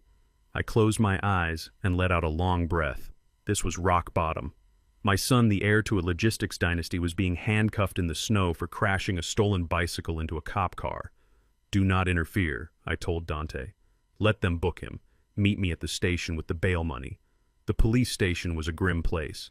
Fluorescent lights that hummed too loud. The smell of floor wax and stale coffee. I walked in wearing my long wool coat and my hat. The desk sergeant knew me. Mr. Bishop, he said, nodding respectfully. I am sorry about this. He is in the tank. He is pretty banged up, scraped his face on the pavement. Is he sober? I asked. He is getting there. He is mostly just crying, sir. Process the bail, I said. I want him released to my custody. 30 minutes later, the buzzer sounded, and the heavy metal door clicked open. Marcus walked out. He looked terrible. His expensive sweater was torn and stained with mud. He had a bandage on his forehead. His eyes were red and swollen. He saw me standing there. He didn't run to me. He didn't ask for a hug. He just looked at the floor. I got the car, I said. He followed me out. He probably expected to see the back of a luxury sedan. He probably expected me to take him to the Ritz-Carlton to clean him up and order him room service. Instead, I led him to my old Ford sedan, the one with the cloth seats and the heater that takes 10 minutes to kick in. He got in the passenger side. He shivered. Where are we going? He asked. His voice was raspy. Home, I said. He closed his eyes. He thought I meant the mansion. He probably thought I had fixed everything, that I had turned the power back on and kicked Courtney out. I drove in silence. I drove past the exit for the wealthy suburbs. Marcus opened his eyes when he realized we weren't turning. Dad, he said, you missed the exit. I kept driving. I drove past the downtown skyline. I drove south. The scenery changed. The manicured lawns were replaced by chain-link fences. The new luxury condos were replaced by brick tenements. Marcus sat up straighter. He looked nervous. Dad, where are we going? This is the old neighborhood. I know, I said. I pulled up in front of a 3-story brick building. It was old, but sturdy. The front stoop was swept clean. This was the building where I lived when I started the company. This was the building where Marcus was born. Get out, I said. Marcus looked at the building with horror. He hadn't been here since he was 5 years old. To him, this wasn't heritage. It was poverty. Dad, I can't stay here. It is dangerous. The only thing dangerous in your life, Marcus, is the woman you married, I said. Get out of the car. He got out. He followed me up the 3 flights of stairs. The hallway smelled of boiled cabbage and floor cleaner. It was the smell of honest living. I unlocked the door to apartment 3B. It was small. A living room with a worn sofa, a small kitchen with a formica table, a bedroom with a single window overlooking the alley. It was cold inside. I walked over and turned on the radiator. It clanked and hissed, coming to life. Sit down, I said, pointing to the sofa. Marcus sat. He looked around the room like he had landed on Mars. Why are we here? He asked. Because you have nowhere else to go, I said. You have no home. You have no money. You have no wife. Marcus flinched. She told you, didn't she? He whispered. She told you I was a zero. I didn't answer. I walked into the kitchenette and filled a kettle with water. I put it on the stove. She said she married the name. He continued, tears starting to fall again. She said I was just a delivery boy. Was she wrong? I asked. The question hung in the air. Marcus looked up at me, shocked. Dad, how can you say that? I turned to face him. Look at you, Marcus. You are 38 years old. You are wearing a $500 sweater that I paid for. You wrecked a bicycle because you were too drunk to walk. You are sitting in my apartment because you do not have a key to your own front door. I tried, he sobbed. I tried to be the man you wanted. No, you didn't, I said. You tried to be the man she wanted. You spent 10 years playing dress up. You let that woman insult your heritage. You let her steal from your daughter. You let her treat me like a dog. And you did it because you thought if you bought her enough Hermes bags, she would love you. I loved her, Dad. You loved a reflection, I said. You loved how she looked on your arm. But you didn't love yourself enough to demand respect. A man who doesn't respect himself cannot lead a family. I poured 2 cups of tea. I handed one to him. This apartment, I said, sitting down in the armchair opposite him. This is where I started. When your mother and I moved in here, we had nothing. I had 1 truck and a lot of debt. But we had dignity. We paid our own bills. We cooked our own food. And when we sat down at that small table over there, we were grateful. I took a sip of tea. You need to remember who you are, Marcus. You are a bishop. You come from a line of men who built things with their hands. You are not a socialite. You are not a checkbook. Marcus held the warm cup with both hands. He was shaking less now.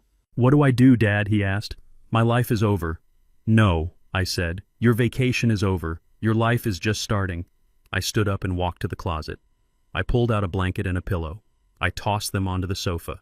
You are going to sleep here tonight. Tomorrow morning at 6 a.m. you are going to get up and do what he asked. And go to work, I said. Work where? At the warehouse, I said. I spoke to the foreman. They are short a guy on the loading dock. It pays $15 an hour. It is hard work. It is cold work. But it is honest work. You want me to load trucks? Marcus asked, disbelief in his eyes. I have a marketing degree. Your marketing degree just bought you a foreclosure and a divorce, I said. Tomorrow you load trucks. You are going to earn your own money. You are to buy your own lunch. And you are going to learn what it feels like to be tired because you worked, not because you partied. Marcus looked at the blanket. He looked at the peeling paint on the wall. He looked at me. For the first time in years, I saw something in his eyes that wasn't fear or entitlement. It was resignation. Okay, he whispered. Okay, Dad. I walked to the door.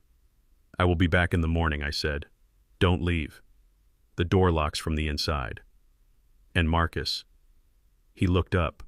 Courtney is going to jail, I said. The sheriff picked her up an hour ago. She was in a taxi headed for the airport. She had the pearls in her purse. Marcus closed his eyes. He nodded slowly. Good, he said. I turned off the main light, leaving him in the glow of the street lamp coming through the window. Sleep well, son, I said. You have a big day tomorrow. I walked out of the apartment and locked the door behind me. I walked down the stairs, listening to the sound of my own footsteps. I had broken him down. I had stripped him of everything false. Now came the hard part, building him back up into the man he was supposed to be. But as I walked out into the cold Chicago night, I felt a glimmer of hope. Because for the first time in a decade, my son wasn't sleeping in a bed of lies. He was sleeping on a lumpy sofa in the truth. And the truth is the only foundation that holds weight. The sound of the radiator waking up was not a gentle hum. It was a violent metallic clanking that sounded like a prisoner banging a tin cup against the bars of a cell. It was 6 in the morning. Outside the single-pane window, the Chicago wind was howling down the alleyway, rattling the glass in its frame. Inside, the air smelled of stale dust and frying bacon grease. I stood in the kitchenette of the tiny apartment, my back to the living room, watching the coffee drip into the pot. I was wearing my work boots, the same Red Wing boots I bought 20 years ago. They were scuffed and the leather was cracked, but they were still the most comfortable things I owned. They were honest. I heard a groan from the sofa. Marcus was waking up. He tried to roll over, but the springs of the old sofa screamed in protest. He hit the floor with a thud. He lay there for a moment, tangled in the scratchy wool blanket I had thrown over him last night.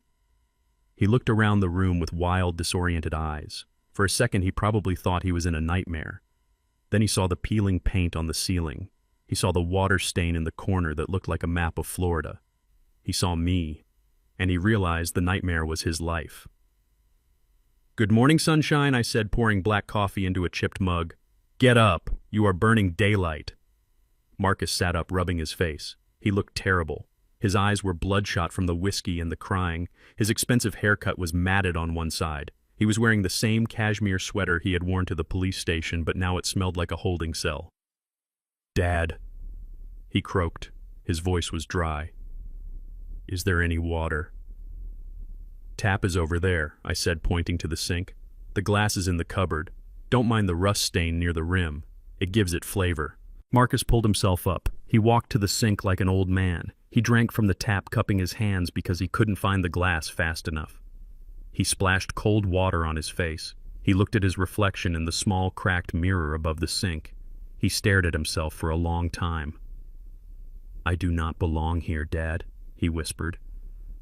I cannot do this. I need to go home. I need to call Courtney. Maybe she has calmed down. Maybe we can talk.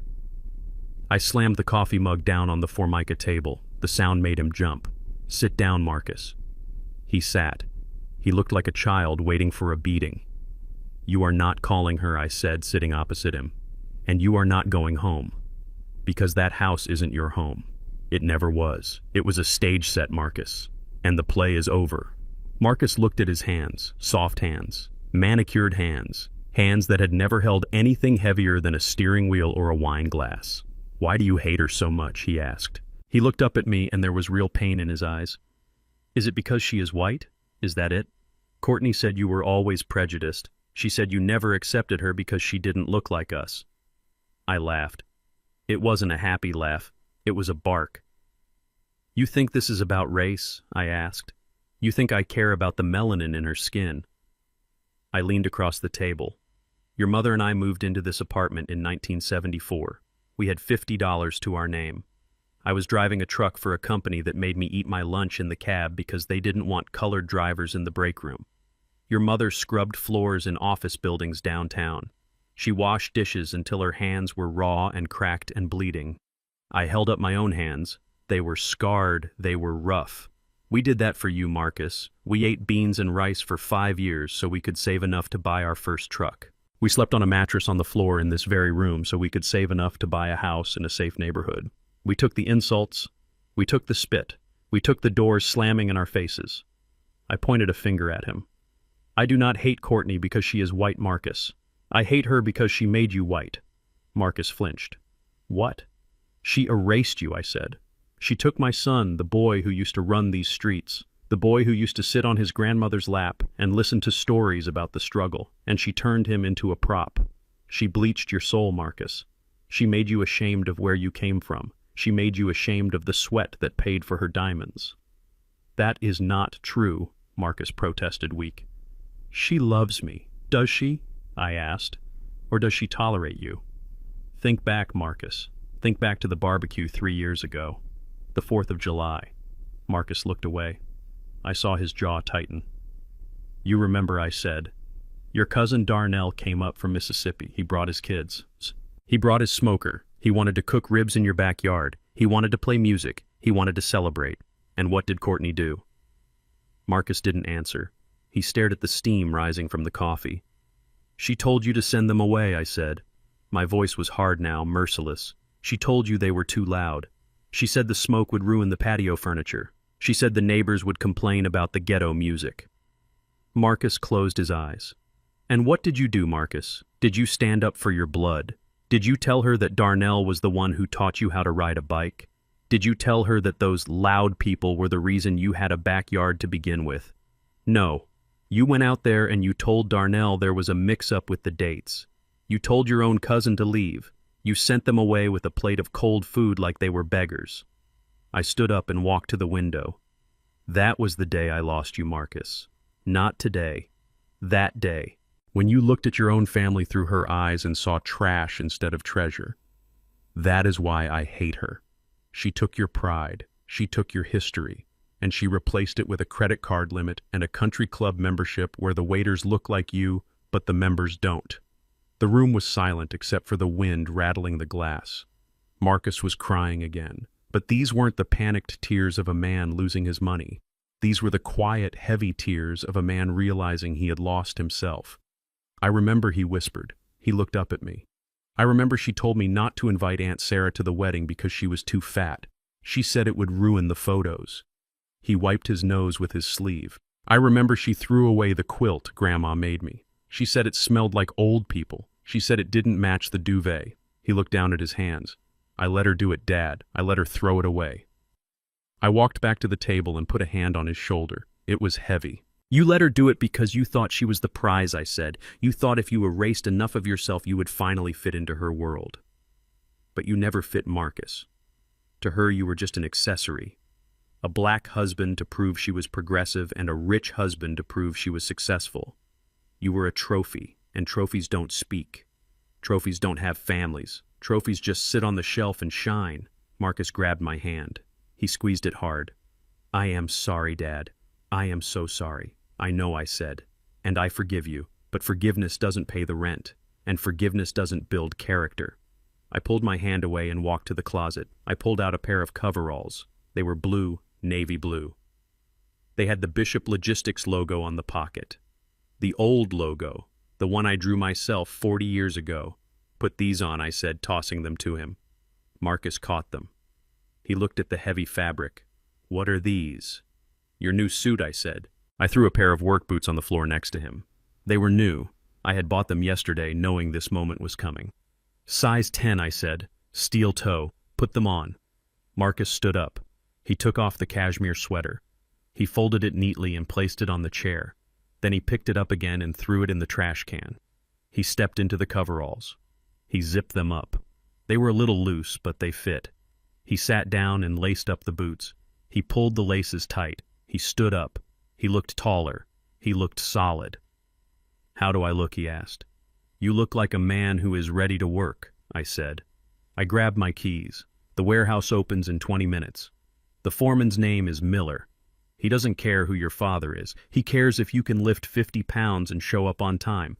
You're going to start at the bottom, Marcus. You're going to sweep the dock. You are going to load the pallets. You're going to freeze your ass off." Marcus nodded. "And Marcus," I said, pausing at the door. "Yeah, Dad. When you come home tonight, your muscles are going to ache. Your back is going to scream. You are going to smell like diesel and sweat. But when you look in the mirror, you won't see a 0. You will see a man who earned his dinner. And that is a feeling Courtney can never give you." He looked at me. For the first time in 10 years, I saw my son. Not the puppet.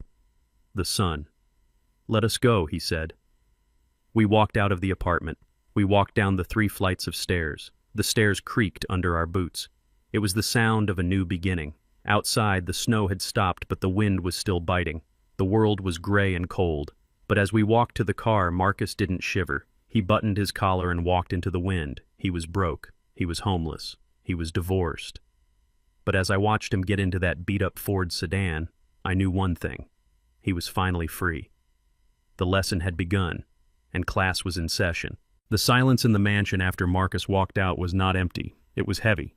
It was the suffocating pressure of a submarine diving too deep. Courtney stood in the foyer, surrounded by her half-packed orange boxes.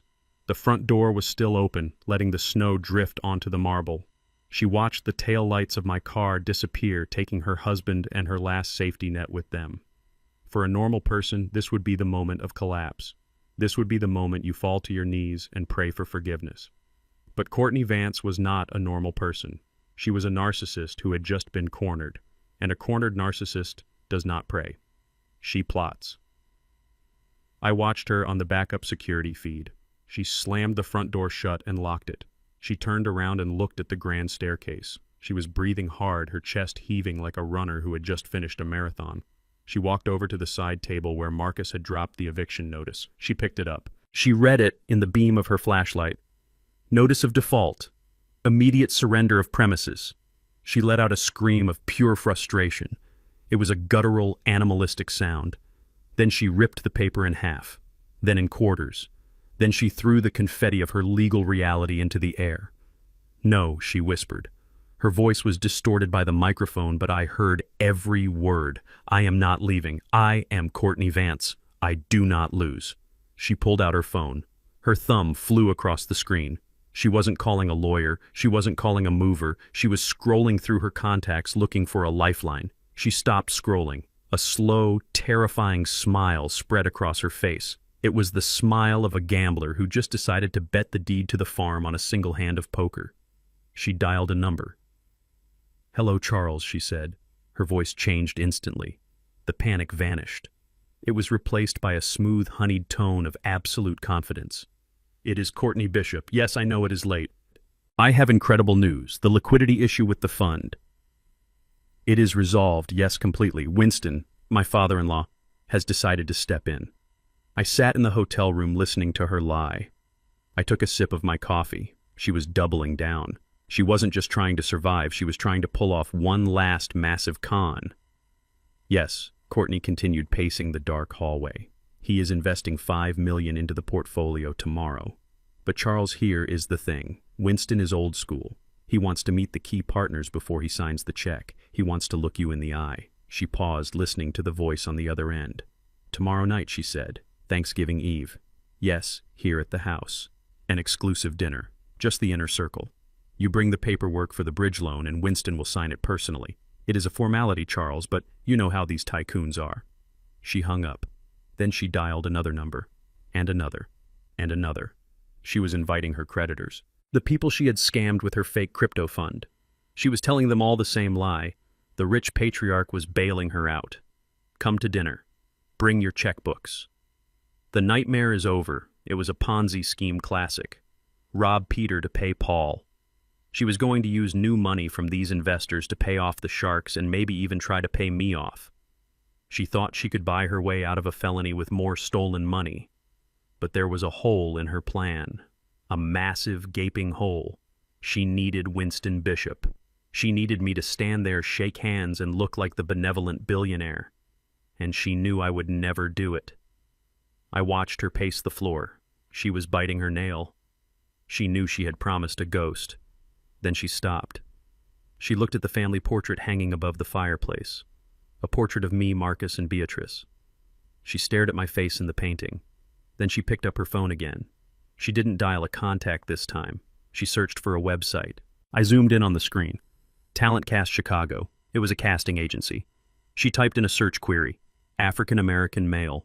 65 to 75 years old. Distinguished. Authoritative. Deep voice. I put my coffee cup down. I couldn't believe it. The audacity was breathtaking. She wasn't going to beg me to come back. She was going to replace me. She found a profile. She dialed the number. Hi, she said. Is this the agency? I have an emergency booking. A corporate role-play event. Tomorrow night. I need a character actor. Very specific look. Yes. The rate is triple, cash. But he needs to sign an NDA. She hung up. She looked around the dark house. She had 24 hours to turn a frozen foreclosure into a warm, inviting stage for $1 million swindle. And she was going to do it. The next morning, the sun rose over a city covered in white. It was the day before Thanksgiving, the busiest travel day of the year. But at the Bishop Mansion, it was the busiest day of deception. I had Dante parked down the street in an unmarked van. He was watching the physical comings and goings while I monitored the digital footprint. Winston Dante radioed in at 10 a.m. You are not going to believe this. A truck just pulled up. It is a generator rental company. Let them in, I said. She needs lights for her show. Courtney paid the driver in cash. A thick roll of bills she must have gotten from selling the last of her jewelry. Within an hour, the house was humming. The lights were back on. The heat was cranking. Then came the caterers. Not a high-end service. They wouldn't take her credit. It was a local deli crew paid up front. She was plating deli turkey on fine china, hoping no one would notice the difference. But the main event arrived at 2 p.m. A battered Honda Civic pulled into the driveway. A man stepped out. He was tall, he was black. He had gray hair and a short beard. He was wearing a tweed jacket with patches on the elbows. He looked like a professor, or a very low-budget version of me. Courtney ran out to meet him. She didn't shake his hand. She grabbed his arm and dragged him inside. I switched to the interior camera in the living room. Okay, listen to me, Courtney was saying. She was manic. Her eyes were wide and unblinking. Your name is Winston. You are a logistics mogul. You are a man of few words. The actor looked confused. He was holding a script she had shoved into his hand. Lady, I thought this was a murder mystery party, he said. His voice was lighter than mine. Softer. It is like a mystery, Courtney snapped.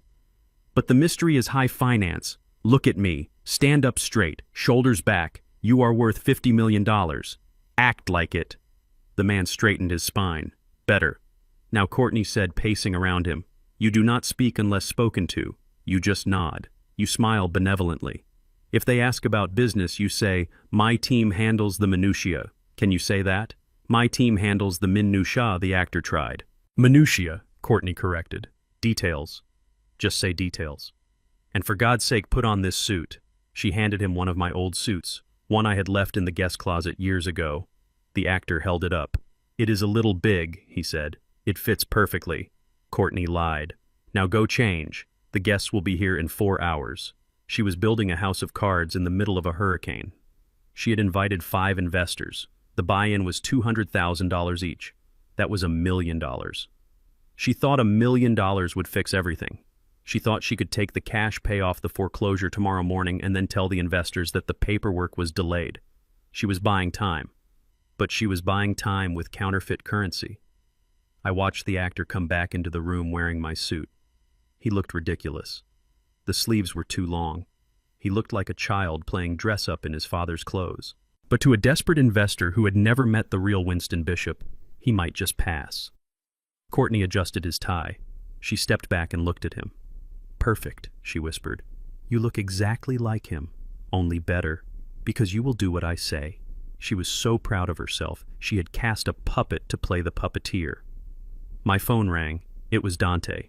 "Winston," he said. "I am looking at the guest list she emailed to the caterer. I ran the names. Who are they?" "Charles Vance.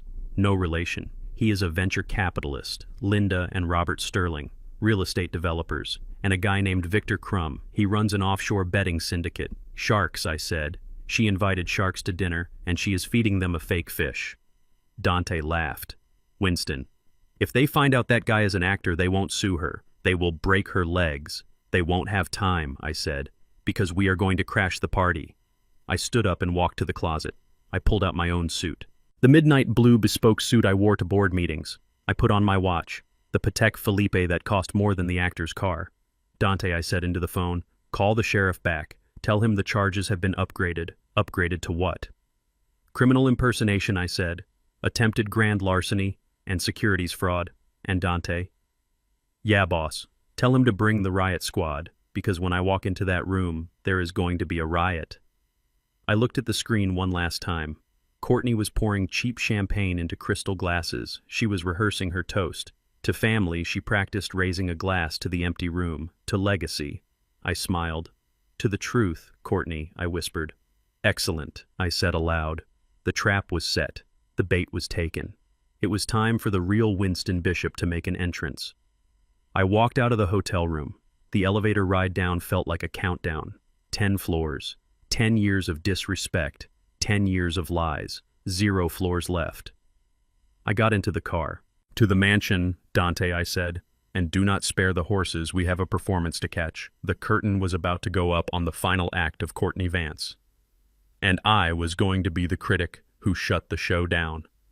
The snow was falling softly on the hood of the unmarked police cruiser.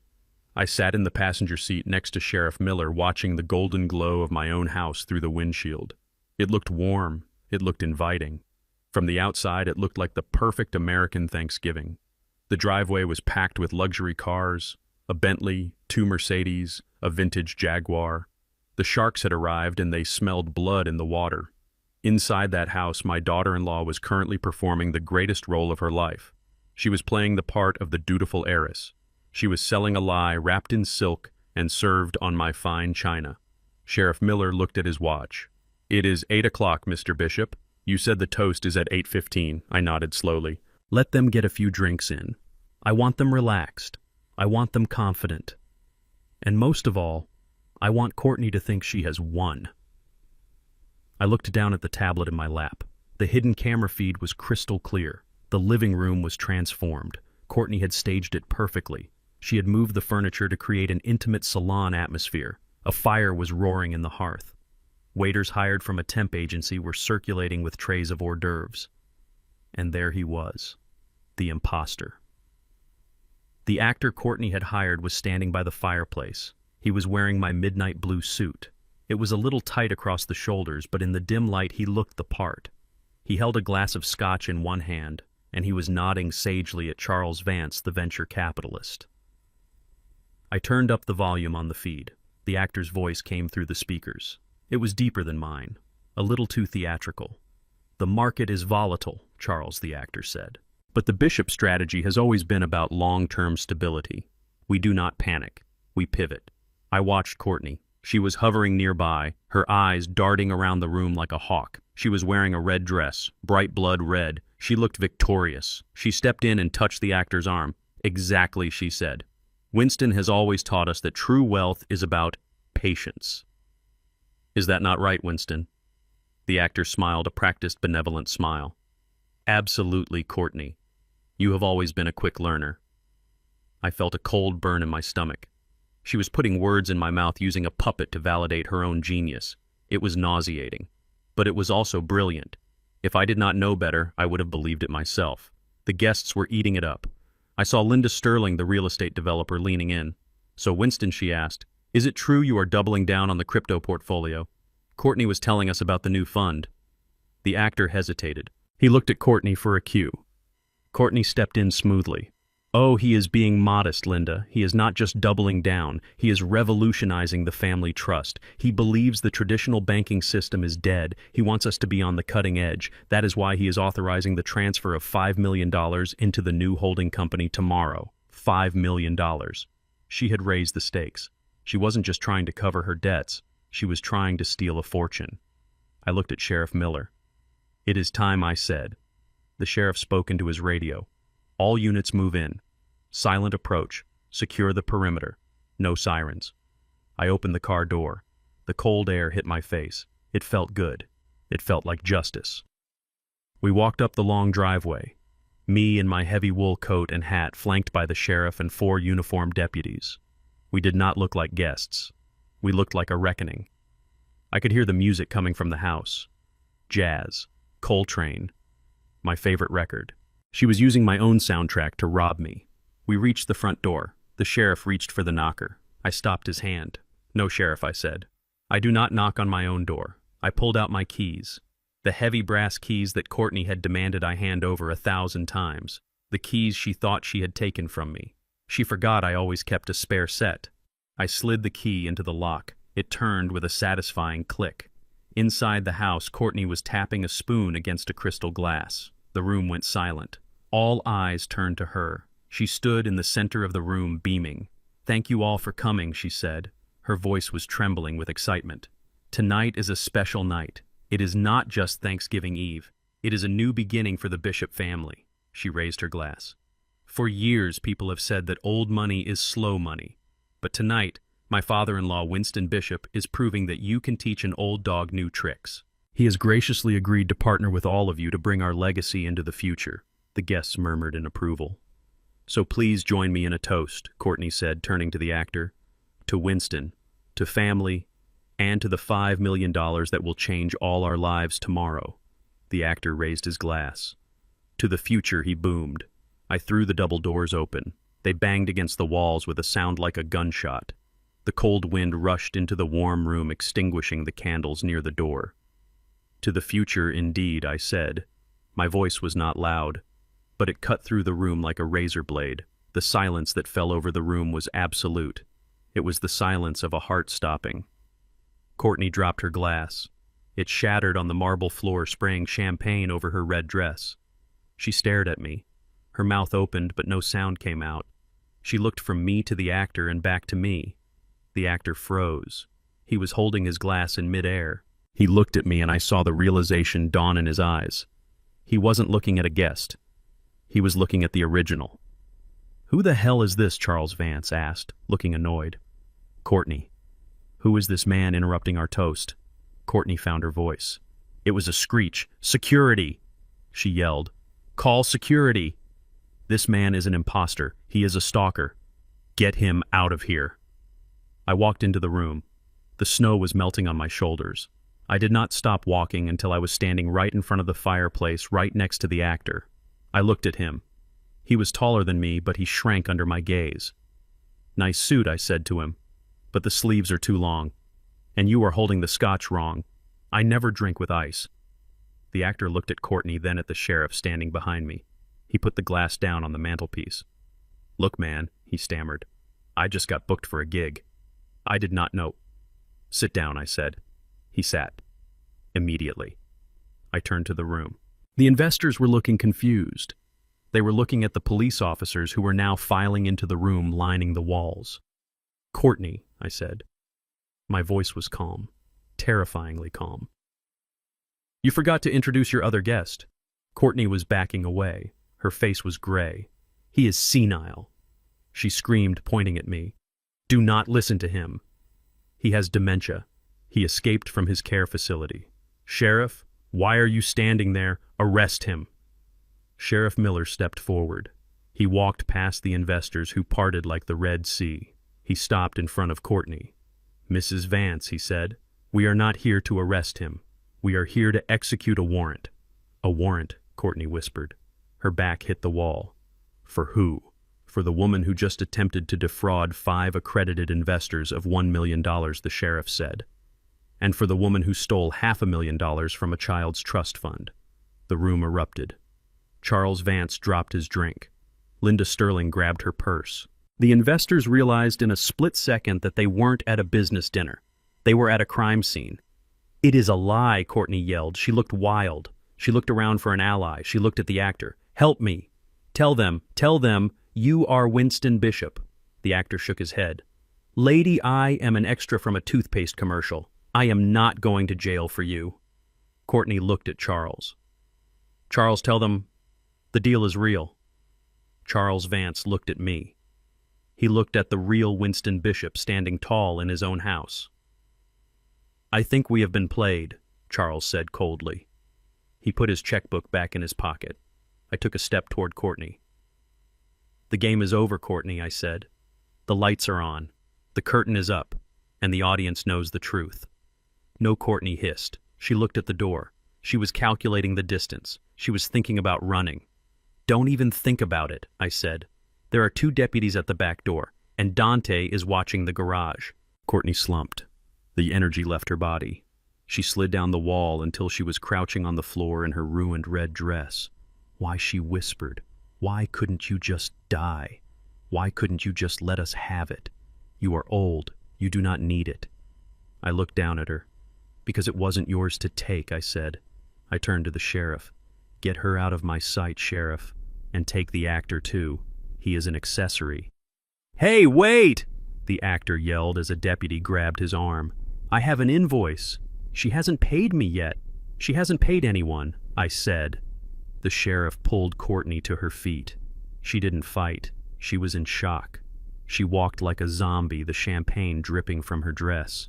As they led her past me, she stopped. She looked into my eyes. "Marcus will never forgive you," she said. I looked at the door where the police lights were flashing against the snow. "Marcus is waiting in the car, Courtney," I said. Her eyes went wide. "He drove me here," I said. That was the final blow. The hope vanished from her eyes. She realized she was truly alone. "Take her away," I said. I watched them lead her out into the cold night. The investors were scrambling to leave, grabbing their coats, muttering apologies, trying to distance themselves from the disaster. I stood alone in the center of the living room. The fire was still crackling.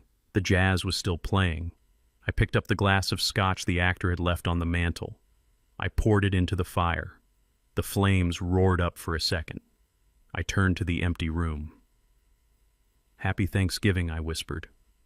The charade was over. Now the real cleanup could begin. The silence that followed the slamming of the front doors was absolute. It was the kind of silence that usually happens right before a bomb goes off. The jazz music from the stereo cut out abruptly as one of the uniformed officers stepped over and pulled the plug. The only sound left in that cavernous living room was the crackling of the fire and the wind whistling through the open door behind me. I stood there letting the cold air roll off my wool coat. I looked at the room. It was a perfect tableau of deception. The investors holding their crystal glasses, the waiters frozen with their silver trays, the actor standing by the fireplace looking like a deer in headlights, and Courtney. Courtney was the focal point. She was standing in the center of the room in her blood-red dress, her hand half raised in a toast that would never be finished. She stared at me with a mixture of horror and confusion. For a split second, she looked like she might faint. But then I saw the gears turning in her head. She was a survivor. She was a cockroach. And cockroaches do not faint. They scurry. I walked into the room. My footsteps on the marble floor were heavy and deliberate. Click, click, click. I walked past Charles Vance, who was holding a checkbook. I walked past Linda Sterling, who was clutching her pearls. I walked straight up to the man pretending to be me. The actor was sweating. Up close, I could see the cheap makeup they had used to age him. I could smell the fear on him. He was holding my scotch in a glass that I knew for a fact cost more than his entire outfit. I reached out and patted him on the shoulder. It was a hard pat, a patronizing pat. "That was a hell of a monologue," I said to him. My voice was low, but it carried to every corner of the room. "You almost had me convinced. You really captured my cadence. But there is one small problem with your performance, my friend." The actor swallowed hard. His Adam's apple bobbed up and down. "What is that?" he whispered. I leaned in close so only he and Courtney could hear. "The check is going to bounce." What the actor asked, his eyes darting to Courtney. She did not tell you, did she? I said, straightening up and addressing the room. She hired you to play a billionaire. She promised you triple your rate in cash. But the woman standing there in that red dress does not have $3 to her name, let alone 3,000, Courtney snapped. The shock wore off and the rage took over. She realized her play was collapsing and she decided to go down swinging. Security, she screamed. Her voice cracked, reaching a pitch that hurt the ears. Security, get in here. This man is trespassing. This man is a stalker. He is harassing my guests. She looked around wildly, but the hired waiters were backing away. They were temp workers, not bodyguards. They weren't paid enough to fight a man who walked in with the police. Courtney pointed a shaking finger at me. "You are senile," she yelled. "You are confused, Winston. Get out of my house. You are ruining a private business meeting." Charles, do not listen to him. He has dementia. He thinks he still owns the company. He is sick. I laughed. It was a cold, dry sound. Sick, I asked. I looked at Charles Vance. Charles looked uncomfortable. He was a shark, but he knew when the water was tainted. "Charles," I said, "I believe you were about to write a check for $200,000. Is that right?" Charles nodded slowly. "That was the buy-in for the bridge fund." "Yes."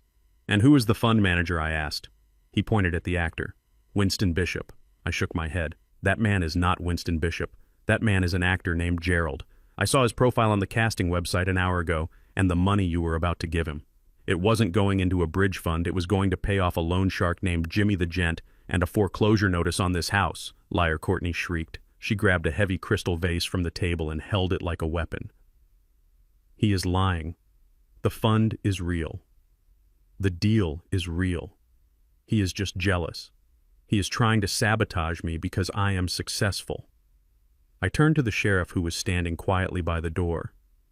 "Sheriff Miller," I said, "I think we have heard enough." "Heard. Would you mind clarifying the situation for Mrs. Vance?" Sheriff Miller stepped into the light. The sight of his uniform caused a ripple of panic among the guests. "Rich people do not like seeing the police at dinner parties. It implies that something is very wrong." Sheriff Miller walked to the center of the room. He did not look at the investors. He looked straight at Courtney. "Courtney Vance," he said, his voice booming. "I have a warrant for your arrest." Courtney dropped the vase. It hit the floor and shattered, sending shards of glass skittering across the marble. "Arrest," she whispered. "For what? I did not do anything. This is a civil dispute. This is a family matter." "It is not civil anymore, ma'am," the sheriff said, pulling a pair of metal handcuffs from his belt. "You are being charged with 3 counts of wire fraud, 2 counts of criminal impersonation, and 1 count of grand larceny regarding the embezzlement of funds from the Bishop Educational Trust." The room erupted. Grand larceny. Linda Sterling gasped. She backed away from Courtney as if she were contagious. "You stole from a trust fund." "I did not." Courtney yelled, backing up until she hit the fireplace. "It was a loan. I was going to pay it back." "Winston, tell them. Tell them I had permission." I looked at her. I looked at the woman who had banned me from my own table. "I never gave you permission to steal from my granddaughter Courtney," I said, "and I certainly never gave you permission to sell my wife's pearls." "Pearls?" Charles Vance asked. He looked disgusted. "She pawned them," I said. "She sold my dead wife's jewelry to pay for a gambling debt, and tonight she invited you all here to rob you so she could buy them back before anyone noticed." Charles Vance looked at his checkbook. He ripped the check out. He tore it into tiny pieces and threw them on the floor. "You make me sick," he said to Courtney. "I am leaving." "Linda," Sterling said, grabbing her fur coat, "I am not being part of this." "Wait!" Courtney pleaded, reaching out to grab Linda's arm. "Linda, please. It is a misunderstanding. We can still do the deal. I can explain." "Don't touch me," Linda snapped, pulling her arm away. "You are a fraud, Courtney. We all suspected it. But this is pathetic." The guests started to run. They didn't walk. They ran. They scrambled for the door, pushing past the deputies, desperate to get to their cars before their names ended up in the police report. In 30 seconds, the room was empty. Except for me, the sheriff, the deputies, the actor, and Courtney. Courtney stood alone in the wreckage of her life. The floor was covered in broken glass and torn checks. The fire was dying down. She looked at me. Her eyes were full of hate. Pure, unadulterated hate. "Are you happy now?" she hissed. "You destroyed everything. You destroyed your son's reputation. You destroyed my life. Are you satisfied?" I walked up to her. I stood so close I could see the veins pulsing in her neck. "I didn't destroy anything, Courtney," I said. "I just turned on the lights. You destroyed yourself. You built a life on lies, and you are surprised it collapsed when the truth walked in the door." She spat at me. A glob of saliva hit the lapel of my coat. I did not flinch. I pulled out a handkerchief and wiped it off. "That is assault on an elderly person," the sheriff said, stepping forward. "Add it to the list." Courtney tried to run. It was a pathetic attempt. She lunged toward the kitchen door, probably thinking she could make it to the garage, but she was wearing 6-inch heels and a long gown. She tripped over the hem of her dress and fell hard onto the marble floor. She scrambled on her hands and knees, trying to crawl away. "Get her," the sheriff said. 2 deputies moved in. They grabbed her arms. She screamed. It was a high-pitched wail that sounded like a siren. "Get off me," she yelled, kicking her legs. "Do you know who I am? I am a bishop. I am Mrs. Marcus Bishop. You cannot touch me." "You are not a bishop," I said, standing over her. "You never were. A bishop has honor. A bishop protects the family. You are just a thief in a stolen dress." "That dress she is wearing," I said, pointing to the red gown. "Check the tag. I bet she hasn't paid for that either." Courtney screamed again as the deputies hauled her to her feet. She struggled, thrashing against their grip. Sheriff Miller snapped the handcuffs onto her wrists. Click. Click. The sound echoed in the empty house. It was the sound of a steel trap snapping shut. "Courtney Vance. You have the right to remain silent," the sheriff began to recite. "No," Courtney screamed, drowning him out. "I will not be silent." "Marcus. Where is Marcus? He won't let you do this." "Call my husband."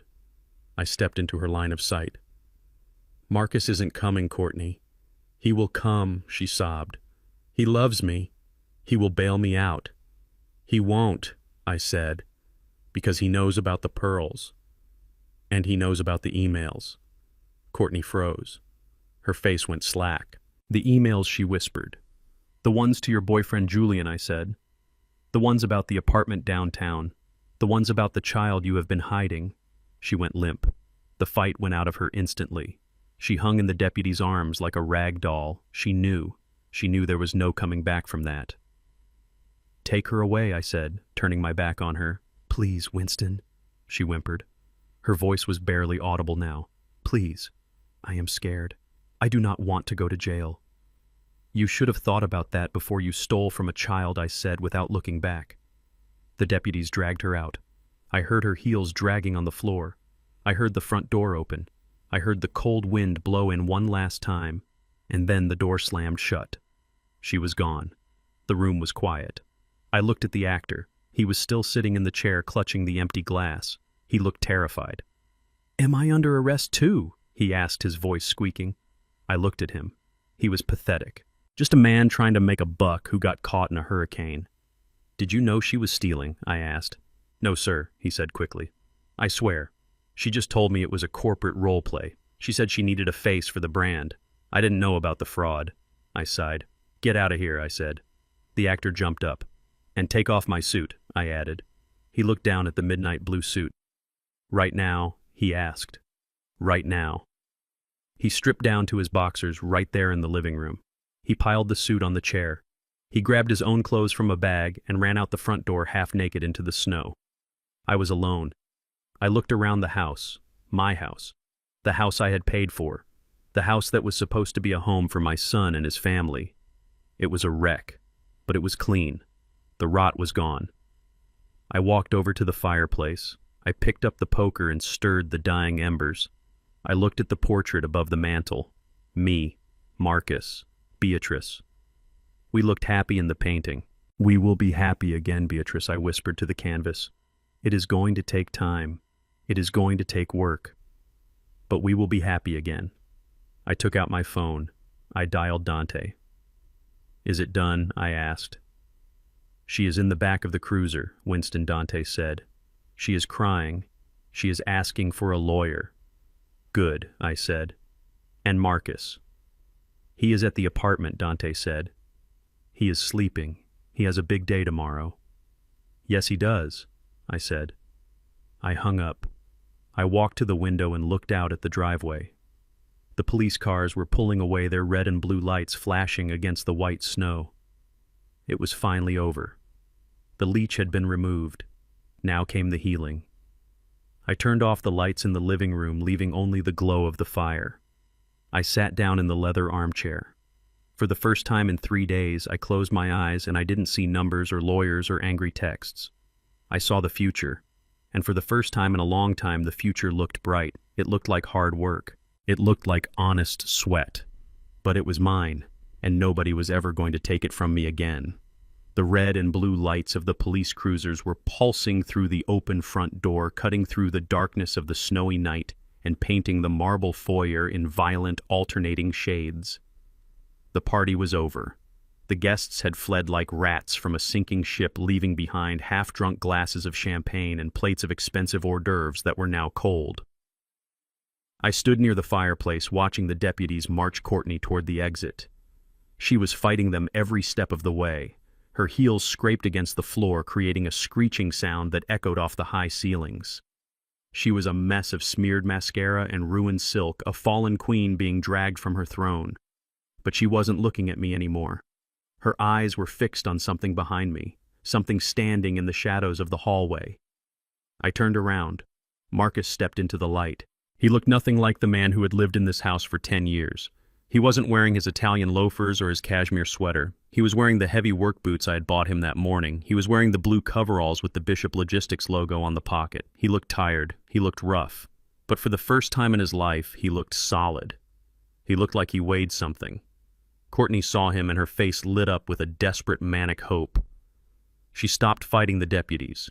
She threw her body weight forward, reaching out to him with her handcuffed hands. Marcus, she screamed. Her voice was raw, a mixture of panic and command. Marcus, thank God. Tell them. Tell these idiots who we are. Marcus didn't move. He stood there with his hands in his pockets, his feet planted wide on the floor. He watched her struggling against the officers. He watched the woman he had worshipped for a decade being hauled away like a common criminal. Baby, please, Courtney begged, realizing that he wasn't rushing to save her. Why are you just standing there? Do something. Your father has lost his mind. He called the police. He is trying to frame me. You have to stop him. Call our lawyer. Call the mayor. Do not let them take me. The deputies paused, looking at Marcus. They knew this was his house. They knew he was her husband. They were waiting to see if he would interfere. I held my breath. This was the test. I could strip Marcus of his money. I could strip him of his house. I could force him to work on a loading dock, but I couldn't strip the love out of his heart. That was something he had to do himself. He had to look at the woman he loved and decide that his dignity was worth more than her approval. Marcus took a step forward. The heavy boots clomped on the marble. Courtney smiled through her tears. See, she hissed at the deputies. My husband is here. You are all in so much trouble. Marcus, tell them to unhand me right now. Marcus stopped 3 feet away from her. He looked her up and down. He looked at the red dress she had stolen. He looked at the frantic eyes that had lied to him 1,000 times. You sold my mother, he said. His voice wasn't loud. It didn't echo. It was quiet and flat and deadly. Courtney flinched. She tried to laugh, but it came out as a choke. Baby, not now, she said, desperate to change the subject. We can talk about the jewelry later. Right now you need to get these handcuffs off me. They are hurting my wrists. You sold my mother, Marcus repeated. He wasn't asking a question. He was stating a fact. You sold her to pay for a lie. You sold my daughter's future to pay for a lie. And you sold me. Marcus, please, Courtney sobbed. I did it for us. I did it to save the house.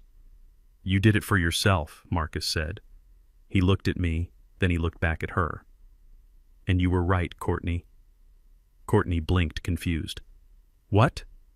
You were right about me, Marcus said. Last night, when you were packing your bags, you said I was a zero. You said without my father's money, I was nothing. Courtney shook her head violently. I didn't mean that, baby. I was stressed. I was just saying things. You know I love you. You are my king. No, Marcus said. You were telling the truth. I was a zero. I was a zero because I let you turn me into one. I let you cut me off from my family.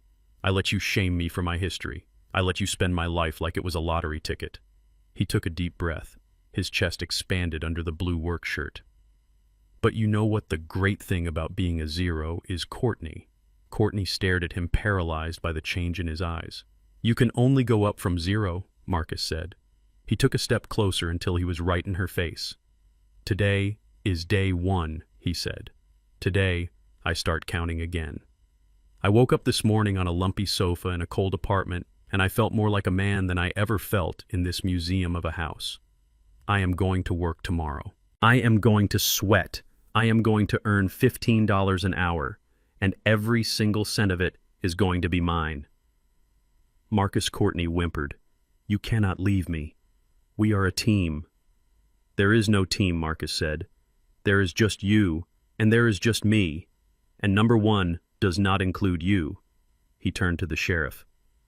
Get her out of here, Sheriff, he said. She is trespassing in my father's house. No, Courtney screamed. It was a sound of pure terror. She realized she had lost.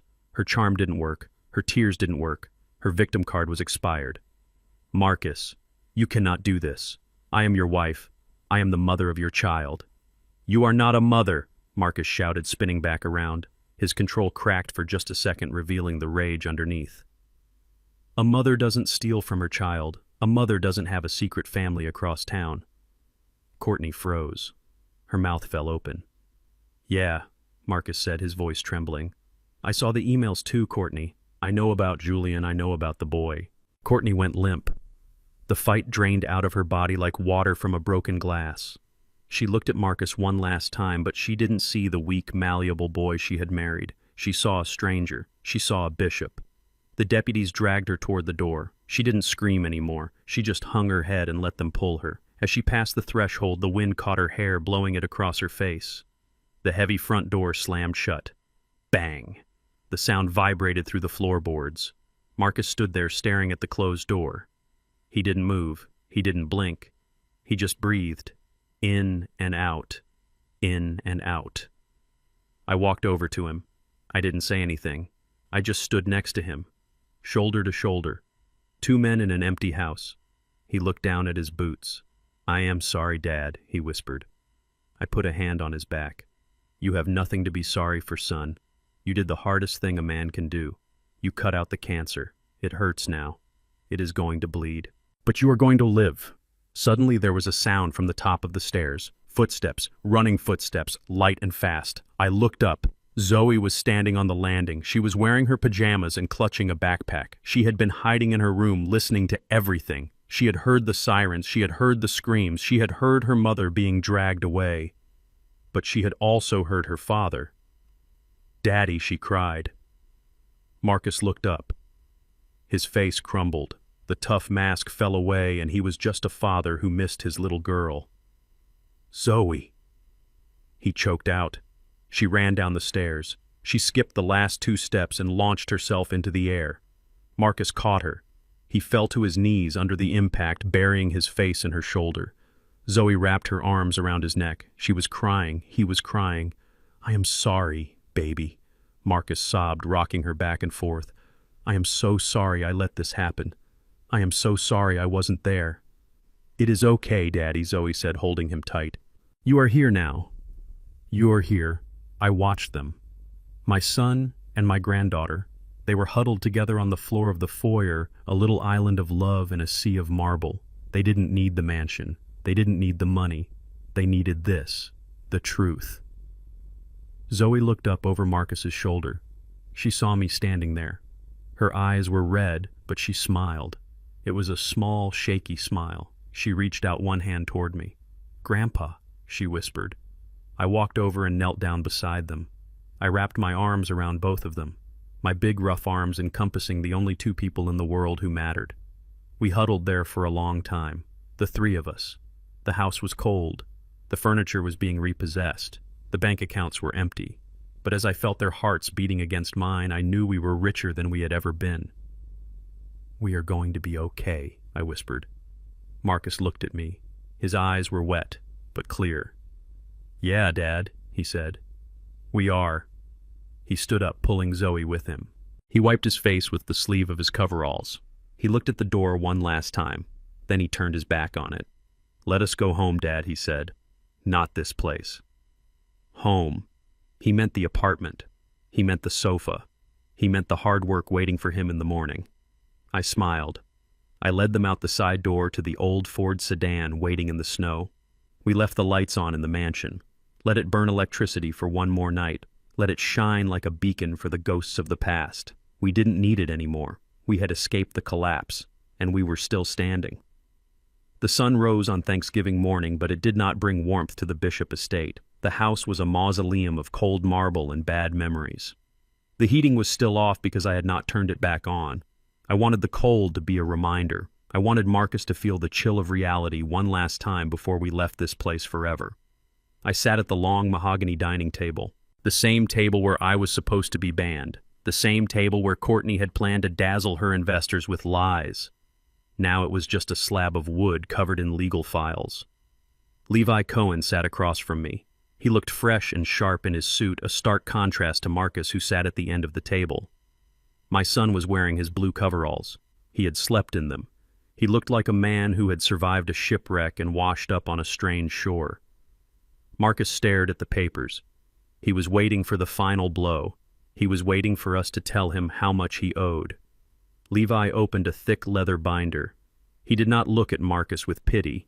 He looked at him with the clinical detachment of a surgeon about to explain why he had to amputate a limb. Marcus, Levi began.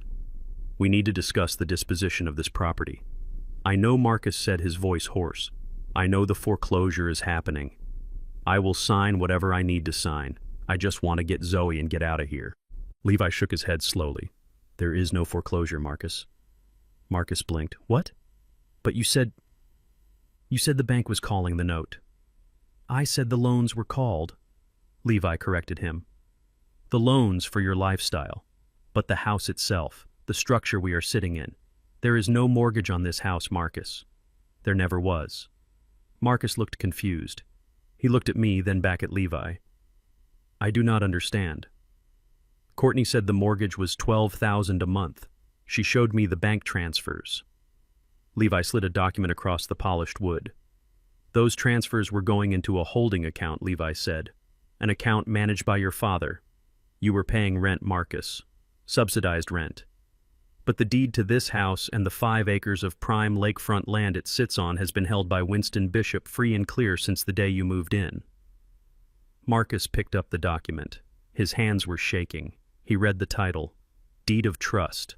Owner Winston Bishop. I bought it cash, I said. My voice echoed in the empty room. 10 years ago, I walked into the closing with a cashier's check. I wanted you to have a home that no bank could ever take away from you. Marcus looked up, his eyes wide. You own it. All of it. I own the ground you are standing on, I said. I own the driveway where you parked your cars. I own the roof that kept you dry. And I own the walls that Courtney hung her expensive art on. But why, Marcus whispered. Why did you let us believe we had a mortgage? Because I wanted you to be responsible, I said. I wanted you to feel the weight of a bill. But you didn't pay it, did you? You let the trust pay it. You let me pay myself with my own money. I leaned forward. This was the moment. This was the knife twisting in the wound.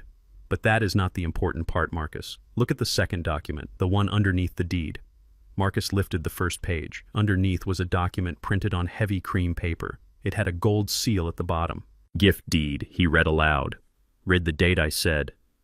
Marcus looked at the top of the page. November 23rd. That was yesterday, he whispered. Yes, I said. That was yesterday. That was the day before Thanksgiving. I stood up and walked to the window, looking out at the snow-covered lawn. I had a plan, Marcus. I was going to come to dinner today. I was going to eat the dry turkey and listen to Courtney brag about her friends. I was going to smile and nod. And then, when dessert was served, I was going to put this envelope on the table. I turned back to face him. I was going to sign this house over to you, Marcus. Free and clear. No strings attached. No more rent. No more oversight. It was going to be yours. A $2.5 million asset. A legacy for you and Zoe. Marcus dropped the paper. It fluttered to the table like a dead leaf. You were going to give me the house, he choked out. I was, I said. It was my Thanksgiving gift. I wanted you to be the man of your own castle. I wanted you to have security. I walked over to the table and picked up the unsigned deed. But there was a condition, a silent condition. What condition? Marcus asked, tears filling his eyes. I just wanted to be welcome, I said. I just wanted to be treated like a father, not an ATM. I just wanted to sit at this table and feel like I belonged. I held the paper up. But Courtney banned me. She told me I was too loud. She told me I was an embarrassment. And you stood there, Marcus. You stood there and watched her close the door in my face. I ripped the document in half. The sound was loud in the quiet room. You traded a mansion for a seat at a table where you were not even respected, I said. You traded your inheritance because you were too afraid to tell your wife to be polite. Marcus put his head in his hands. He made a sound that was half sob, half scream. The realization hit him with the force of a physical blow. He had lost everything, not because of bad luck, but because of weakness. He had lost a fortune because he couldn't stand up for his father. I am so sorry, he wept. I am so sorry, Dad. I didn't know. Ignorance is not a defense, I said. It is a choice. You chose not to know. You chose to let her handle everything because it was easier. And now you are paying the price for easy. I threw the torn pieces of the deed into the trash can. Levi, I said, what is the current market value of this property? Levi checked his notes. In this condition, even with the market dip, we are looking at $2.8 million. The land alone is worth $2 million. List it, I said. Marcus looked up. You are selling it. I said. I want a for sale sign on the lawn by noon. I want it sold as is, furniture included. I do not want a single spoon left from this life. But where will the money go? Marcus asked. He wasn't asking for himself. He knew he didn't deserve a dime. Half of it goes back into the Bishop Educational Trust, I said. We are going to replace every penny Courtney stole from Zoe plus interest. Your daughter will go to college. She will travel. She will have the future you almost let your wife steal. And the other half? Marcus asked. The other half goes to the Southside Community Shelter, I said. The shelter where your mother used to volunteer. They need a new roof. They need beds. They need food for people who are actually hungry, not people who are just hungry for status. Marcus nodded. He wiped his face. That is good. That is right. He stood up. He looked around the room one last time. He looked at the crystal chandelier. He looked at the silk curtains. He looked at the life he had lived for 10 years. It was all a stage set, he whispered. Just like you said. He looked at me. So what happens to me, Dad? Where do I go? I looked at my son. He was standing there in his blue coveralls, ready to work. He was broke. He was homeless. But he was awake. You go back to the beginning, I said. I pulled a set of keys from my pocket. They were single keys on a plain metal ring, not the heavy brass keys of the mansion. You go to the apartment on 33rd Street, you live there, you pay rent. Rent, Marcus asked. $800 a month, I said. Market rate. You pay for your own heat, you pay for your own food, and you pay for your own mistakes. And money, he asked. You have a job, I said. You start at the warehouse in an hour. $15 an hour, 40 hours a week. If you work overtime, you get time and a half. Marcus took the keys. He gripped them tight. It is going to be hard, I said. You are going to be tired. You are going to be lonely. But Marcus, when you lie down in that bed at night, you will know that nobody can kick you out, because you earned it. Marcus nodded. He didn't argue. He didn't beg. Thank you, he said. Thank you, I asked, surprised. Thank you for saving me, he said. If you hadn't done this, if you hadn't pulled the plug, I would still be asleep. I would still be letting her drain me dry. I would have lost my soul, Dad. You took the house, but you gave me back my life. I felt a lump in my throat. This was the payout. This was the return on investment I had been hoping for. Go get your daughter, I said. She is waiting in the car with Dante. Take her for breakfast. A cheap breakfast. You are on a budget now. Marcus smiled. A weak, genuine smile. McDonald's, he said. She loves hash browns. Courtney never let her eat them because they were greasy. Buy her two, I said. Marcus walked to the door. He stopped and looked back at Levi. Levi, he said, do me a favor. Yes, Marcus. When you list the house, put in the description that it has great acoustics. Courtney always liked the sound of her own voice in here. Levi smiled. I will make a note of it. Marcus walked out. The door closed behind him. I stood there in the silence. The house felt dead. The soul of the family had walked out the door and was heading toward a beat-up sedan and a McDonald's drive-thru. I looked at Levi. Draft the listing, I said. And Levi. Yes, Winston. Call the power company. To turn the heat back on, Levi asked, closing his binder. No, I said, walking toward the door. Tell them to cut it for good. I want the pipes to freeze. I want this place to be as cold as Courtney's heart. I walked out of the mansion and I didn't look back. I left the millions behind. I left the marble and the gold. I was heading to the warehouse. I had a new employee starting today, and I wanted to be there when he punched his first clock. I wanted to be there when he became a man. The house was gone, but the foundation remained, and that was all we needed to build something real. The visiting room at Cook County Jail does not smell like freedom. It smells of industrial bleach and stale sweat and the metallic tang of old keys. It is a place where hope goes to die and where reality finally catches up with the people who thought they could outrun it. I sat on a metal stool bolted to the concrete floor. The seat was cold and hard against my back.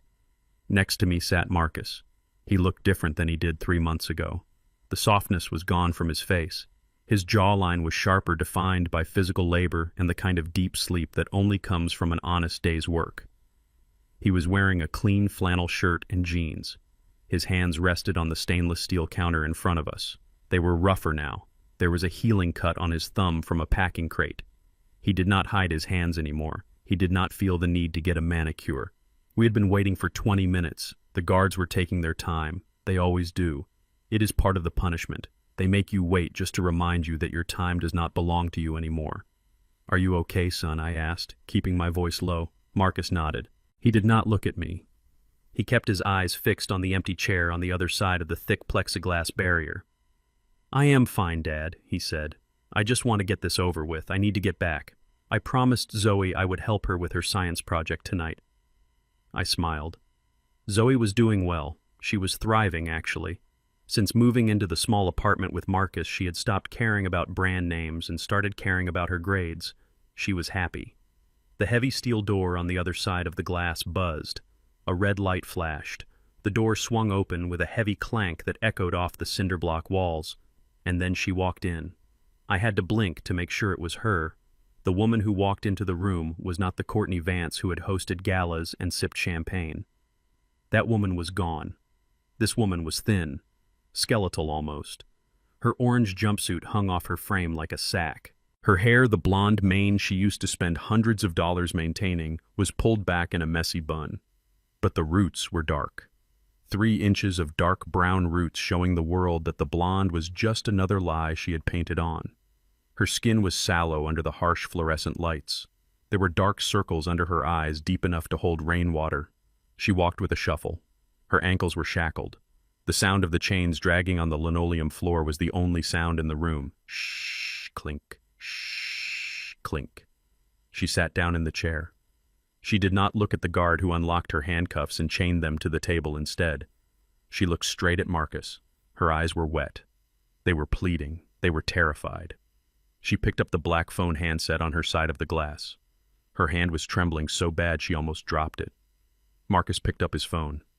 I leaned in so I could hear. "Baby," she whispered. Her voice was scratchy and thin. "Baby, you came. I knew you would come. I told them. I told the girls in the block that my husband would not leave me here to rot." Marcus did not smile. He did not cry. He just looked at her. "Hello, Courtney," he said. Courtney pressed her hand against the glass. Her fingernails were bitten down to the quick. "Get me out of here, Marcus," she begged. "Please. You have to get me out. It is a nightmare in here. The food is inedible. The bed is just a metal slab. And the women? They are animals, Marcus. They yell all night. I have not slept in weeks. I cannot survive this. I am not built for this." "You are awaiting trial," Courtney, Marcus said calmly. "The judge denied bail because you are a flight risk. You tried to run. Remember." "I was panicked." Courtney cried, tears spilling down her cheeks. "I wasn't running away from you. I was running from him." She pointed a shaking finger at me. He did this, Marcus. He set me up. He planted those pearls. He paid off the sheriff. You know he has connections. He is evil, Marcus. He wants to destroy our love. Marcus sighed. It was a heavy sound, a sound of exhaustion. Stop it, Courtney, he said. Just stop. Dad didn't plant the emails. Dad didn't force you to steal from Zoe's trust fund. Dad didn't make you rent an apartment for your boyfriend. Courtney flinched. The mention of the boyfriend seemed to slap her sober. That was nothing, she whispered. Julian. He was just a friend. He was helping me with investments. It was strictly business. Stop lying, Marcus said. His voice raised a decibel. Just stop lying. We found the letters, Courtney. We found the birth certificate. The boy. He has your eyes. Courtney froze. She looked around the room as if searching for an exit, but there were no exits, just concrete and steel. I did what I had to do, she hissed. Her face twisted into a snarl. You were not enough, Marcus. You were never enough. You were boring. You were weak. I needed excitement. I needed a real man. Marcus nodded slowly. You are right, he said. I was weak. I was weak because I let you walk all over me. But I am not weak anymore. He leaned forward. I filed the divorce papers this morning, Courtney. Full custody of Zoe. You are not going to see her again. Not until she is 18 and decides for herself if she wants to visit a felon. No, Courtney screamed. She slammed her fist against the glass. You cannot take my daughter. I am a good mother. A good mother does not steal her daughter's college money to buy drugs for her dealer boyfriend, Marcus said. He hung up the phone. Courtney screamed. The sound was muffled by the glass, but I could see her mouth opening wide, her cords straining. She looked like a demon trapped in a jar. She banged on the glass with both fists. The guard stepped forward, his hand on his baton. Sit down, inmate, the guard barked. Courtney ignored him. She looked at me. She grabbed the phone again. Winston. She yelled into the receiver I knew was still live on my end. Winston, please, I picked up the handset. Marcus looked at me. He nodded. He was done. It was my turn. Winston, help me, she sobbed. Her anger was gone, replaced by pure desperation. I am sorry. Okay, I am sorry for everything. I am sorry about the dinner. I am sorry about the pearls. I will pay you back, I swear. Just drop the charges. Tell the DA it was a misunderstanding. You have the power. You can make this go away. I looked at her. I looked at the woman who had lived in my house for 10 years, who had eaten my food, who had spent my money, and who had treated me like a nuisance. I cannot make it go away, Courtney, I said. My voice was calm. It was the voice of a judge delivering a sentence. You broke the law, you broke the trust, and you broke my family. But we are family, she pleaded. I am your daughter-in-law. Not anymore, I said. Marcus just fired you. Please, Winston, she whispered. Look at me. I am suffering. I have nothing. I have no money. I have no friends. I am all alone in here. I leaned in closer to the glass. I wanted her to see my eyes. I wanted her to see that there was no hate there. Only indifference. Do you remember Thanksgiving, Courtney? I asked. She blinked, confused by the question. What? Do you remember what you told me at the door? I continued. You told me I wasn't good enough for your table. You told me I was an embarrassment. You told me to go eat at a diner. I didn't mean it, she stammered. I was stressed. You meant every word I said. You wanted a perfect Thanksgiving. You wanted a table full of rich people who admired you. You wanted to be the queen of the manor. I paused, letting the silence stretch out. Well, Courtney, I have good news for you. What she asked, hope flickering in her eyes. You do not have to worry about cooking this year, I said. She stared at me. And you do not have to worry about the bill, I continued. Because where you are going, everything is provided. I stood up. I buttoned my coat. You banned me from my own table because I made you ashamed, I said. You wanted to be exclusive. Well, you got your wish. You are in a very exclusive club now. Courtney stood up too. Her chains rattled. What are you saying? She screamed. I am saying enjoy the meal, Courtney, I said. Then I delivered the line I had been saving for 3 months. The line that was the receipt for every insult she had ever thrown at me. You are eating for free now, I said, and you do not even have to tip the waiter. Consider it my final act of hospitality. I hung up the phone. Courtney stood there, mouth open, eyes wide. The realization hit her. I wasn't going to save her. I wasn't going to drop the charges. I was leaving her there. I turned to Marcus. Ready to go, son? I asked. Marcus stood up. He didn't look back at the glass. Ready, Dad, he said. We turned and walked toward the heavy steel door. Behind us, Courtney lost it. Winston, she screamed. Her voice was faint through the thick glass, but I could hear it. Marcus, don't leave me. Come back. I will die in here. Come back. She slammed her body against the glass. Thud. Thud. Thud. The guard moved in. He grabbed her by the shoulders. She fought him, kicking and screaming. 2 more guards rushed in. They pinned her to the table. I didn't turn around. Marcus didn't turn around. We walked through the door. The buzzer sounded. Buzz. The door clanked shut behind us.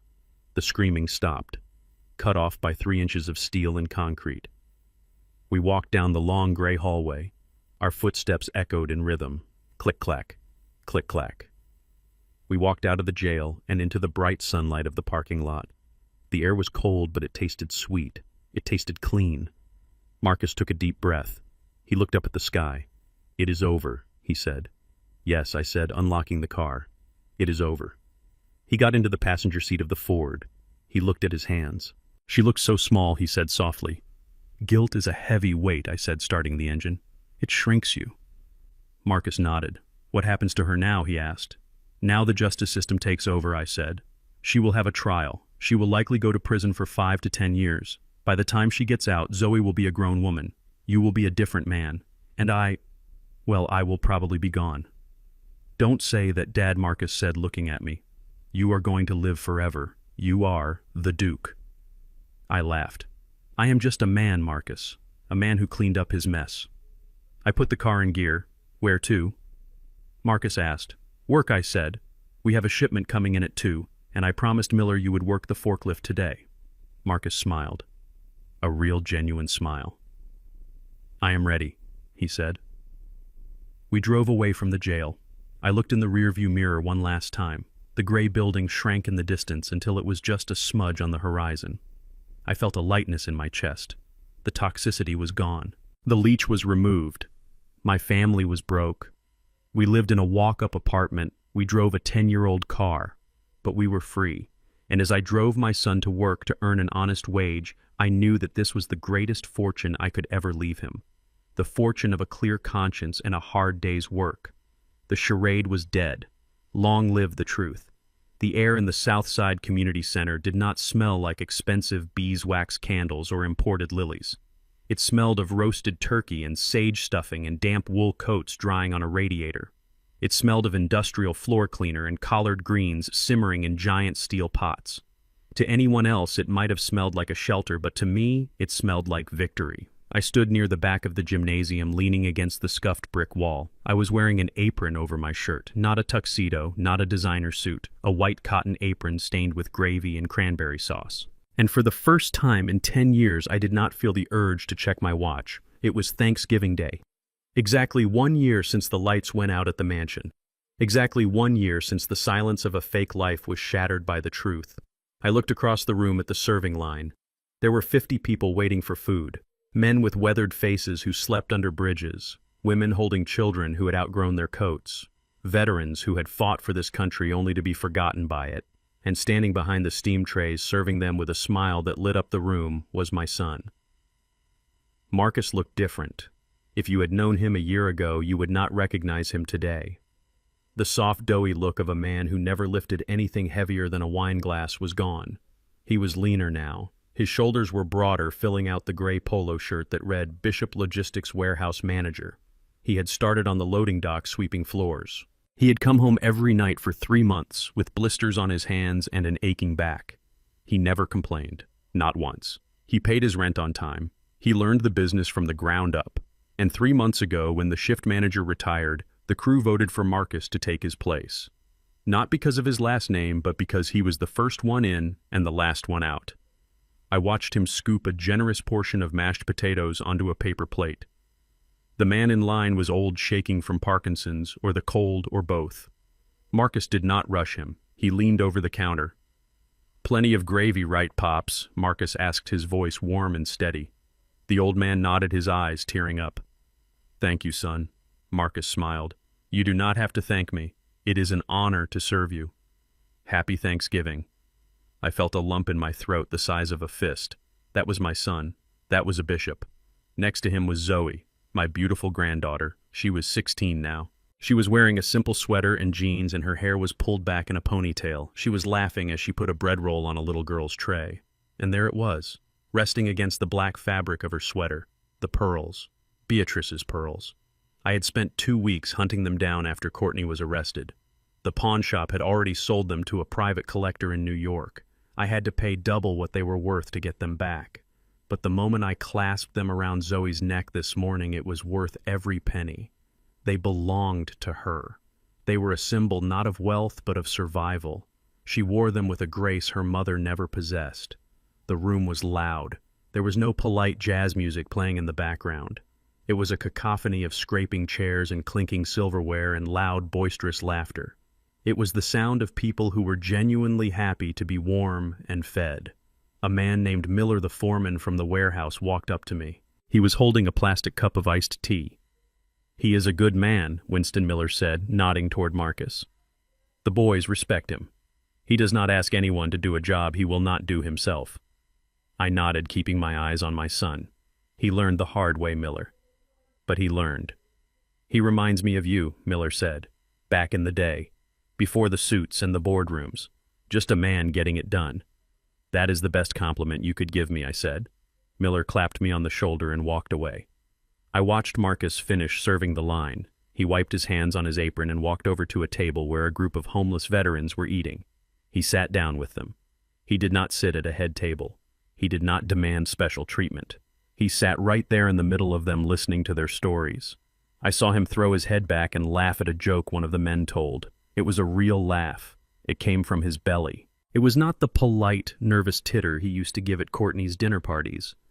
This was the laugh of a man who was comfortable in his own skin. He looked up and saw me watching him. He excused himself and walked over. He moved with a confidence I had never seen before. It was the confidence of competence. "Hey, Dad," he said, wiping sweat from his forehead. "We are running low on stuffing. I am going to run back to the kitchen and grab another tray." "I will get it," I said. "You take a break. You have been on your feet for 4 hours. Marcus shook his head. "I am good, Dad. I want to make sure everyone gets fed. We have another bus coming in from the downtown shelter in 10 minutes. He looked out over the room. His eyes were bright. "This is amazing," he said softly. "It is," I agreed. "You know," Marcus said, looking down at his work boots, "last year I was so worried about the wine pairing. I was so worried about whether the napkins were folded correctly. I was terrified that people would judge us. And now," I asked. "Now," Marcus said, looking at the sea of people. "Now I realize nobody cares about the napkins, Dad. They care about the welcome." He looked at me. His face was serious. "I visited her yesterday, Dad." I stiffened. "You went to the prison?" Marcus nodded. "It was Thanksgiving. I thought she should know that Zoe is doing okay." "How is she?" I asked. "She is the same," Marcus said.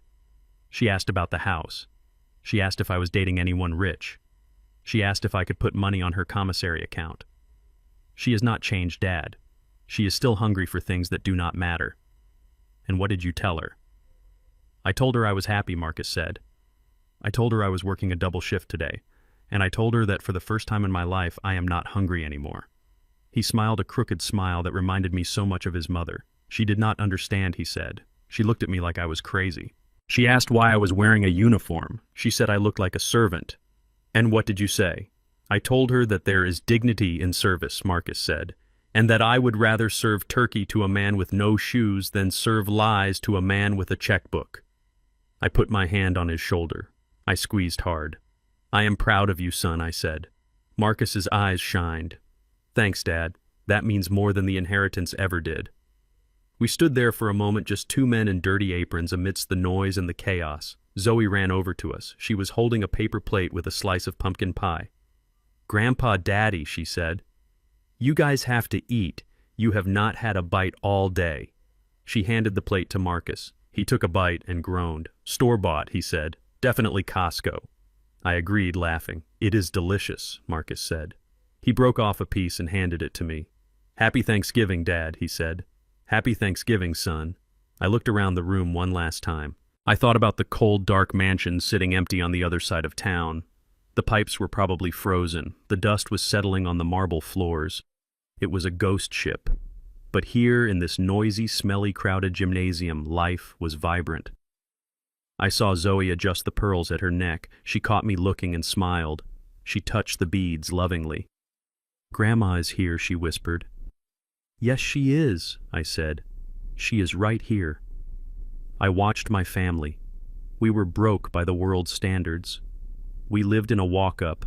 We drove a dented car. We worked with our hands. But as I took a bite of that cheap pumpkin pie, I tasted something I hadn't tasted in years. I tasted peace. The long winter was over. The charade was finished. We had stripped the house down to the studs and rebuilt it with the only materials that last. Truth, hard work, and love. Marcus finished his pie and clapped his hands. "All right," he shouted to the kitchen crew. "Let us get that stuffing out here. We have hungry people waiting."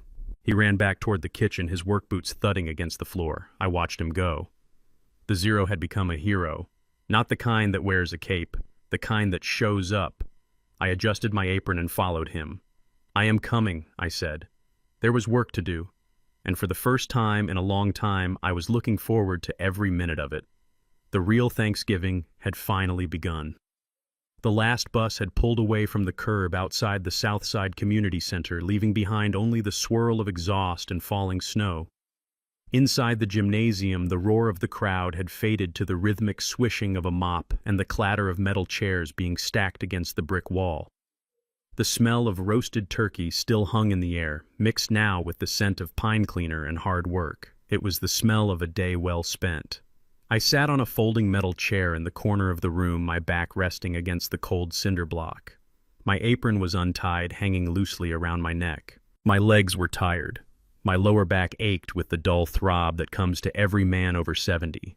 But as I looked out across the empty room, I felt a lightness in my chest that defied gravity. I watched Marcus. He was at the far end of the gym, pushing a wide industrial dust mop. He was moving with a steady rhythm. Step push. Step push. He wasn't rushing. He wasn't checking his phone. He was just doing the job. A year ago, if you had asked Marcus to mop a floor, he would have looked at you as if you had asked him to speak a dead language. He would have called a maid. He would have called a service. He would have thrown money at the problem until it went away. But tonight, he was the service. He stopped to wipe his forehead with the back of his sleeve. His forearms were covered in soap suds from washing the giant pots in the kitchen. His blue coveralls were stained. His boots were scuffed. He looked beautiful. He looked like my father. He looked like the men who built this city. He looked like a bishop. Miller, the foreman, walked up to him. I saw them talking. Miller pointed to a spot on the floor Marcus had missed. A year ago, Marcus would have been offended. He would have fired a man for correcting him. Tonight, he just nodded, smiled, and went back over the spot. He took the criticism. He owned the work. Then I looked at Zoe. She was sitting on the edge of the stage, counting the leftover canned goods we were going to donate to the food pantry next door. She was tired too. Her ponytail was messy, but she was humming a song to herself. She reached up and touched the pearls at her throat. It was an unconscious gesture, a habit. She touched them not because they were expensive, but because they were heavy. They had weight. They reminded her of who she was. I reached into the inside pocket of my wool coat. My fingers brushed against the worn leather of my old wallet. I pulled it out. It was shaped to the curve of my body after 40 years. I opened it. There in the plastic window was a black and white photo. It was small and creased at the corners. It was taken in 1975. Beatrice. She was standing on the front stoop of our first apartment. She was wearing a simple cotton dress. She was smiling that smile that used to make me forget to breathe. She looked fierce. She looked kind. I pulled out my handkerchief. It was a simple cotton square, not silk. I wiped a smudge of dust from the plastic covering her face. I looked at her eyes in the photo. "We did it, B," I whispered. "I wished you could see him. I wished you could see the man he has become." I remembered the nights I used to lie awake, staring at the ceiling of the mansion, worrying about Marcus. I worried that I had ruined him. I worried that my success had become his poison. I gave him everything we never had, and in doing so, I took away the one thing he needed. The struggle. I thought legacy was about leaving money. I thought it was about leaving a company with trucks on the road and buildings with our name on them. I thought I was building an empire for him to rule. But empires crumble, buildings get sold, trucks rust, money is not a legacy, money is just a tool, and if you give a power tool to a toddler, he is going to hurt himself. I looked back at Marcus pushing the mop. That is the legacy. The legacy is the sweat on his brow. The legacy is the fact that he can lose everything and still stand up in the morning. The legacy is that he knows the difference between a price tag and value. He lost the mansion, he lost the Porsche, he lost the fair-weather wife. But he found his spine. I looked at the photo of Beatrice again. You were right, I told her. You always told me to be hard on him. You told me not to cushion the fall. I was soft, B. I wanted him to have it easy. But easy is a trap. Easy is a slow death. I had to break his heart to save his life. I had to let him hit the bottom so he could find the solid rock to build on. Marcus finished mopping. He leaned the handle against the wall. He walked over to Zoe. He helped her lift a heavy box of cans. He didn't just point and tell her to move it. He lifted it with her. They laughed about something, probably about how bad the pumpkin pie was, probably about how much their feet hurt. It was the sound of a family that was safe, not safe from poverty. We were still digging out of the hole, but safe from lies, safe from the poison of pretending to be something we were not. Marcus looked across the room and saw me. He walked over. Zoe followed him. They stood in front of me. Two tired, happy people. We are all done, Dad Marcus said. Miller locked up the kitchen. The truck is loaded. We are ready to go home. Home. He didn't mean the mansion. He meant the apartment. He meant the place where the radiator clanked and the neighbors argued and the wind rattled the windows. But it was the place where we told the truth. I put the wallet back in my pocket. I kept the handkerchief in my hand. Sit down for a minute, son, I said. Marcus pulled up a chair. Zoe sat on the floor next to my knees, resting her head against my leg. Marcus looked at me. What is it, Dad? Are you okay? Do you need a doctor? I shook my head. I am fine. Better than fine. I looked him in the eye. I want to tell you something, Marcus. Something I should have told you 10 years ago. Marcus leaned in. I used to think my job as a father was to protect you from the world I said. I thought if I put enough money between you and the cold, you would be happy. I looked down at my rough hands. But a father's job isn't to be a shield. It is to be a whetstone. My job was to sharpen you, to make you strong enough to cut through the hard parts of life yourself. I failed you for a long time, Marcus. I let you get dull. I let you get soft. And I let a woman like Courtney come in and rust you out.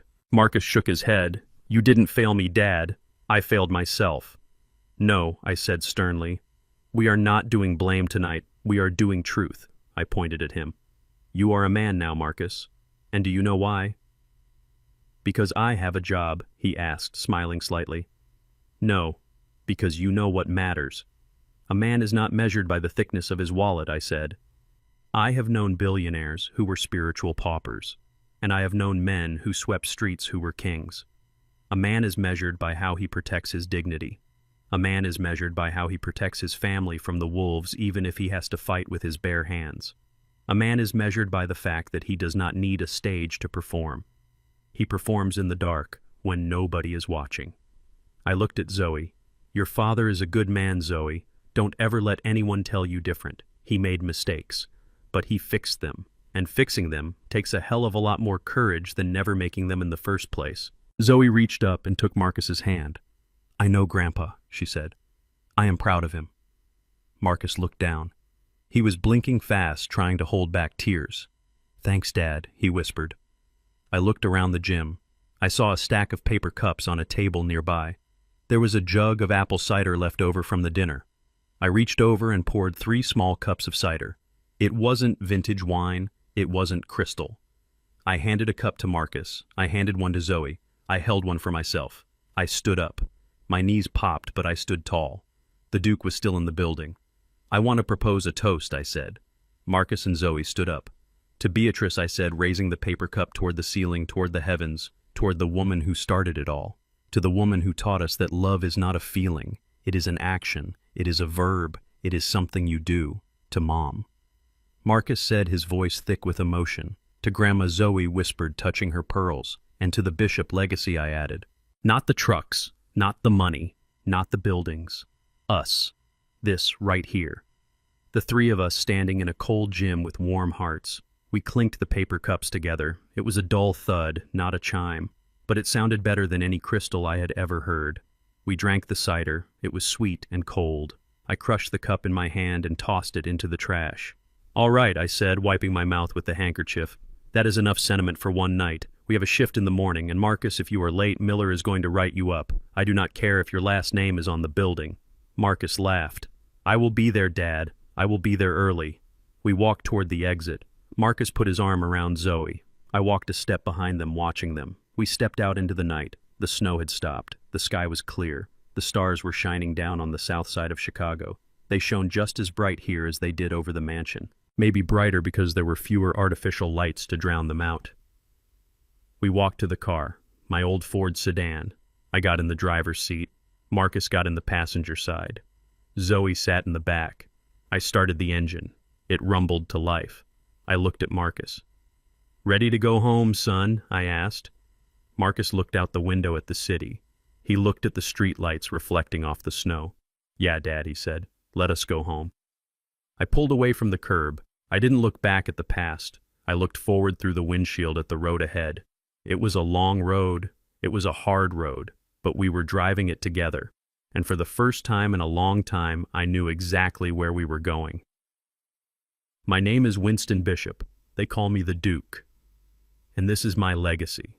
Not what I own, but who I raised. And that is a wealth that no bank can ever foreclose on. Thank you for listening to my story. It was a hard journey, but the destination was worth every mile. Now I have a question for you. If you were in my shoes, would you have given Marcus the house back after he apologized, or was making him start from zero the only way to truly save him? I want to know what you think. Does tough love have a limit, or is it the only love that actually works? Let me know in the comments below. I read every single one of them. And if you enjoyed this story, please hit that like button and subscribe to the channel. It helps us share more stories about real justice and real family.